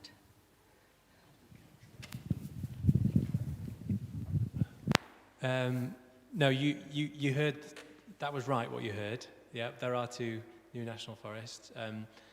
I understand that the national forest that we have, the national forest, the original national forest in northwest Leicestershire, played the pivotal role in determining which areas would come forward as the new national forests. So there's some continuity there. They're obviously wanting to learn what's happened in northwest Leicestershire over the last 30 years or so. I think the outcomes of the original national forest have been fantastic. There's a huge amount of nature recovery and action elements there, isn't there? And I can say, having worked really closely with Forestry Commission and Forestry England colleagues over the last year or so, that there is a strategic emphasis for them for woodland creation in South Leicestershire. I don't think it's been considered as a national forest per se, but it is still on the map as an area where woodland creation is a priority, certainly. Thanks, Ben. First, sorry, hang on. David Duckett, please, first. Then the lady with the pink scarf, and then the gentleman at the back who I can barely see. And there's another lady there. I'll try and keep you all in view. Tim, you expressed delight in the most northerly records of several insect species and also the numbers of 2 species of egret. Whilst very valuable records, isn't this just a cause for concern, global warming? Thanks for that really nice question there, Dave. Yeah, I mean, I think as an entomologist, you do certainly see, insects are one of the first things to move north or to migrate away from their normal areas. So we're seeing this constant shift, northerly shift, as we're seeing this global climate change, milder winters, more birds overwintering in the UK, like Chetty's warbler we would have never have seen 20 years ago in Rutland. They would have been restricted to the south coast. Changing farming practices is one thing. Changing climate is a very difficult one, and is, I think, beyond the remit or the scope of the work that we're able to achieve as a small wildlife trust. But obviously monitoring and feeding back in is vitally important to understanding what are these future threats. If that sort of answers the question at all. It's a difficult one. Lady in the pink scarf, please. Yeah, yes, I know. Hello, this is really a question for Rob, following on from his speech, but I'm sure any of the panel can answer. And it's about, Rob was talking about how we're doing very badly in achieving rewilding on the scale that it needs to be. And it was said about, is it about 30, 40 years ago that we need to have 30% by 2030, and we're only at 3%. And really this means that we need to, instead of having agriculture for animals for eating, so cows and sheep, ruminants that produce so much greenhouse gases and contribute to climate change and making it all worse, that really that needs to be changed, the land usage needs to be changed to be trees and wetlands and things.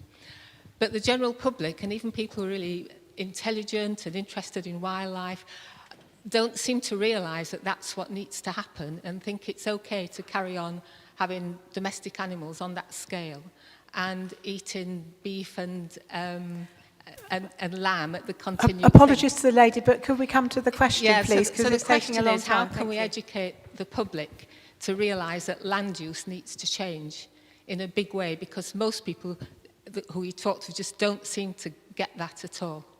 Thank you. Right, well, I won't annoy all the meat eaters and say you shouldn't eat meat. But what you should do, what people do need to do, is eat less meat, but better meat. So I think that's a really important point. And we know that that is particularly important, not actually in Britain, but around the world. So Britain actually is one of the very few places that actually is pretty well designed for meat eating, because we have a lot of land that's too wet, actually. So it's very unusual to have land that's too wet for arable agriculture out in the west. So we have a lot of grass, and it's very effective for growing meat. So we want less meat.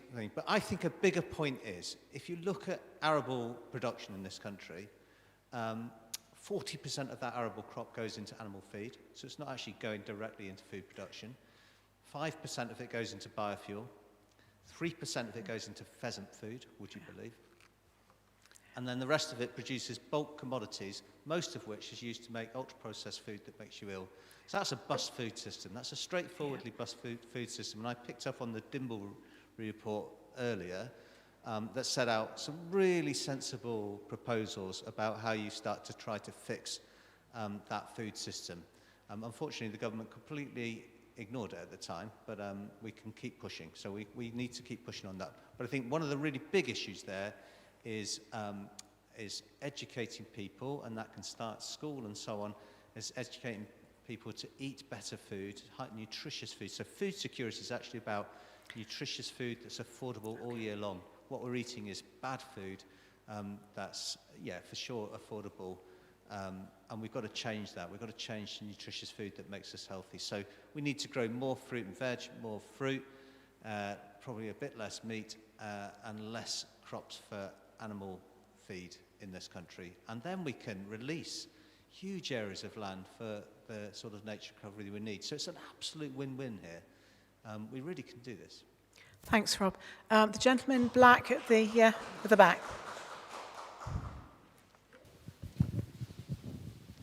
Hello, I just wanted a bit of a steer, actually. I manage Nampanton Hall, which has got a 32-acre site in a charmoured forest just up the road, and very close to Longcliff Golf Club, actually, which we heard about earlier. We've had a grant from the National Forest. We planted 1,200 trees. We've got some fell ponies to do some restoration grazing. And we've got some Tamworth pigs in the woodland area to do similar sort of work. But I feel a bit, I'm not educated in it at all. We just kind of, we're working away a bit blindly. And I just wondered if you might give us a steer where we could get some more advice and perhaps get a proper plan developed. In short, yes. We'd be really happy to visit you, to have a look at the land and give you some advice there and thereafter. So if you just wait at the end, I'll take your contact details and we can sort that out. Thank you. That's the lady in pink and black who's just going, who put her hand up. Do you still want to? Yeah.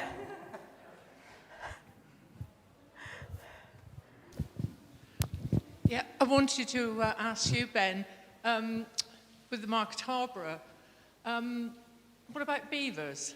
Wouldn't they help you with what you're trying to do there? Have you thought of having beavers? Can we have beavers, please? Yes. Hazel, we definitely have thought about it. Because there's so few trees there at the moment, it's just not it's not a sort of optimal habitat for them. But fast forward a certain number of years, it's the perfect place to do it. So big yes. So we're running out, well run out. I think it was the lady in pink there.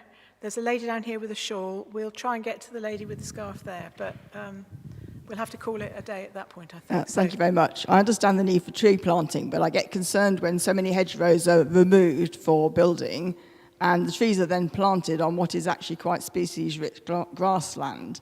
I know it's it's partly down to planning and partly down to enforcement. Anyone would like to comment on what the Trust can do? Yeah, absolutely. There's a real risk there, isn't there? if we're planting trees in the wrong place, that can have a counterproductive impact on existing nature. So the local wildlife site system, or the local sites or county site system, as sometimes it's referred to, is key to that. Thoughts really are around making sure that that system is as good as it can be. At the moment, it's a little bit weak, if I'm honest.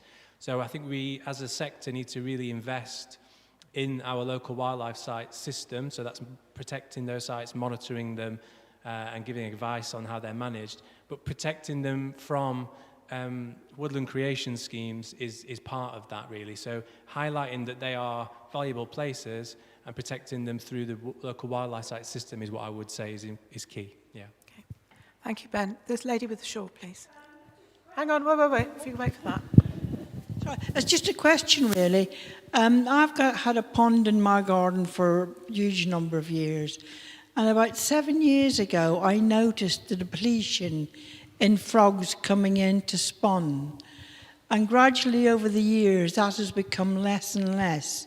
I was just wondering if that is something generally happening, or is it just something that's happening within the area where I live? The depletion of amphibians. Thank you. The main thing to say there, obviously, is amphibians have been hit massively by any number of viruses, citrid fungus across the world, ranovirus and things like that. And we are seeing a decline in particularly toad populations locally within Leicestershire and Rutland. So it wouldn't be the first time I've heard it. The best thing is to not exacerbate the problem by thinking, I haven't got frogs here, let me get some frog spawn from another local pond somewhere, because you're potentially reintroducing something from another place. So we'd always say, it's concerning. If you've got fish in the pond, fish and wildlife ponds don't necessarily go together. So I would either think separate your pond out. So either have a wildlife pond or a fish pond. Fish will always eat tadpoles and frog eggs, so they're not an ideal thing to have together. But really, it's just having a think about some of those reasons as to why they might have declined before then you start thinking, well, is it a virus or something else which may come back then at a later date, or the frogs might come back at a later date. Thank you. And then the final question for that lady there. Thank you for a lovely day. Yeah. It's been really impressive how you've worked with a lot of different organisations as Wildlife Trust. Can I ask what you're doing to rebuild relationships with Global Bird Fair?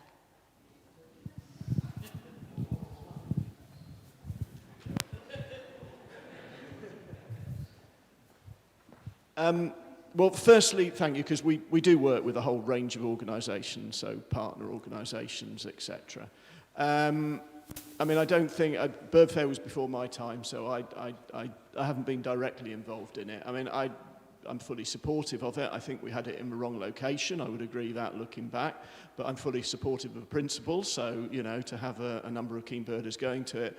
And we have engaged in some extent. So you'll see our wildlife membership tents up at Bird Fair. Yeah, I mean, I don't know what really to say. I mean, we're celebrating the 30 years of the Osprey project, and we'll draw in members of Bird Fair into that as well. So we see that as historic members as well as ourselves. But no, I don't think there's no resistance to anything Bird Fair are doing or any. Can I add, please? We ran Bird Fair for 30 years, okay? And there were a lot of very cogent reasons why we had to give up Bird Fair. We can't say we disagree with the idea of Bird Fair, because we ran it, and we ran it very, very successfully for 30 years. But it had departed from our main mission. So we are supportive in that we'll go along and recruit if we can. But basically, we're not in the business now, and this might sound a bit sort of, tough, but one of the problems was that we could never raise money for our own work. We were raising money for very, very worthy overseas causes. And frankly, we've got a fight on our hands in this country. So we had to change our focus. And that's why we stopped, one of the reasons why we stopped doing bird fair. We can't in any way say we disagree with the notion of bird fair because we were running it for so long. But the fact that there's a global bird fair in as a trust doesn't mean that they are at odds. Neither does it mean that one needs to interact with the other.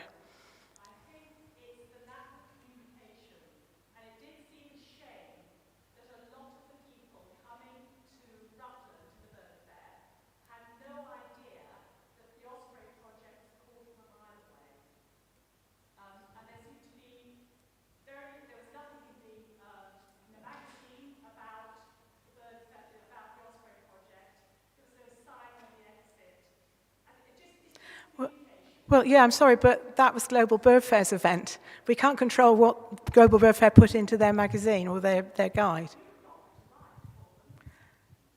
Well, we're talking about what we're going to do with the celebration of our 2026, which is obviously going to involve people and events that happened over the last 50 years. But I am very clear, and I think all council are very clear, that we have a mission of our own to fulfill in this country now, and we have a different trajectory. And if Global Bird Fair wants to go off on one trajectory, that doesn't mean to say we have to follow, and I think we have to stick to that plan. That's what we decided 3-4 years ago. Right. Thank you for all the fantastic questions. Thank you so much to the panel for answering some really tough ones as well. I'm going to bring it to a close now because we are way, way over. Thank you for all you bitter Inders here who've stayed and are hanging on to the last words. I just want to thank you so much for coming to your Members' Day today, and all of us trustees and staff hope you really enjoyed it. And if there's more that you want to know, just drop us a line on the info email and let us know if there's anything we can tell you about. On behalf of Council, I want to thank Jo, Helen and Julie, our membership team, for the very hard work that's gone into preparing for and running today's event. And likewise, thanks to Roxanne, together with Megan and Robin and the Supporter Development team for their massive help and their input and their guidance. Thank you. Good.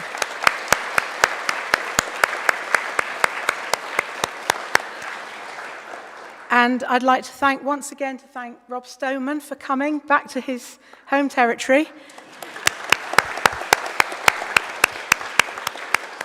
I thought we had the most cracking talk this morning, and it gave us an awful lot to think about. And of course, I want to thank the overrunning Matt and his staff team for their presentations this afternoon.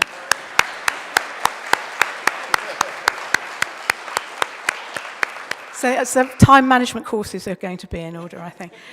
So just before we close, I'm sure you'd agree that we've had the most fantastic venue to hold our event in here today. And as I mentioned right from the start, this has been entirely dependent on the wonderful members of the congregation in the Loughborough Trinity Methodist Church and their amazing volunteers who've helped today. Perhaps it escaped your attention, but our honorary treasurer, Andy Thorpe, is one of those members. And his wife, Rachel, has been womanly manning teas and coffees and biscuits and things like that.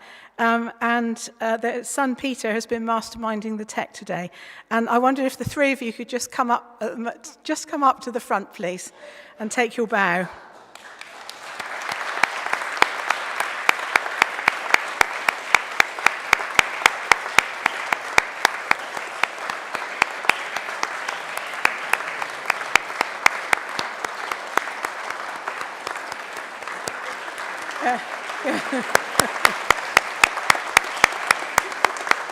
So, at this point, I should have had 2 big containers to hand to you.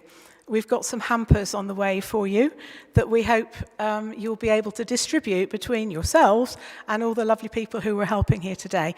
Unfortunately, we've been let down by the delivery people. So if you can imagine some hampers, and then Roxanne will get them to you as soon as they've been delivered. And I hope they aren't going to be left at about 9 o'clock outside the door here tonight, so there's the possibility. You might want to keep checking back. But thank you again. I think we've all really loved being here in the church today. Thank you so much. We've enjoyed having you.